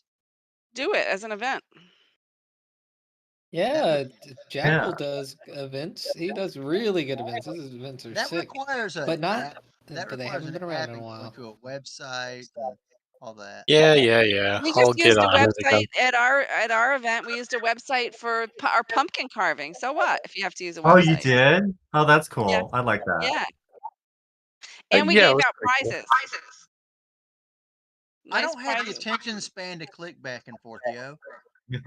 I'll help you, Hexy. I want in-game stuff. I don't know, the way I've watched the events, and they seem it's like both. It's like in game they're talking and stuff, and then they have like Yeah, they're the clicking back and board. forth. I don't have the attention span for No, that. just have it be like a smaller screen. I can't do that. Yeah, no, Hexus is You'd got have to issues, see but my I'll help screen you. to understand. Yeah, I'll help you. my screen is cracked down the middle. About Okay. 3 That's like inches a wide. good split. You can put like the game on one side and the you on the other. But then I can't read the journal because that's where the journal is. Yeah. Move it over. If I move it over, it'll be on top of my map. Why do you need the map? To see where I'm walking. You're playing blackjack. I don't You're mean playing the mini-map. blackjack. I don't mean the mini-map. Oh, you don't know the can of worms you have opened. You don't Okay, know. all right, never mind. Never mind. You do I'd you, have to yeah. I I'd have to agree. We show should you what I play mean. versus players, blackjack. Okay. I'll help you, Hexus. I'll help you. Oh, I think that's a fun idea. If it's I fun, did I'll come do up it. with an interesting version of roulette, though. I did come up with an interesting version of roulette using Google's Wheel of Names. I mean, I'd love the to best play version of roulette is Russian. Me personally. So I'll just have Thorn stand at the door, and whoever loses has to walk up to him and slap him. Yeah, okay.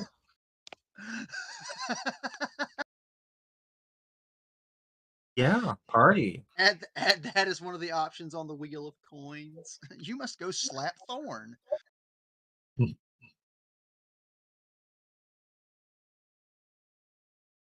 All right. Well, this has been a good meeting, but I'm going to punk out.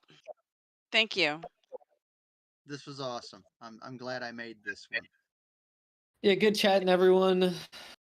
Indeed. Hanging with you. All right, everyone have a good night. Peace. Cheers, bye. Doodles. Do I leave again? Oh yeah, it's a little. I felt naked.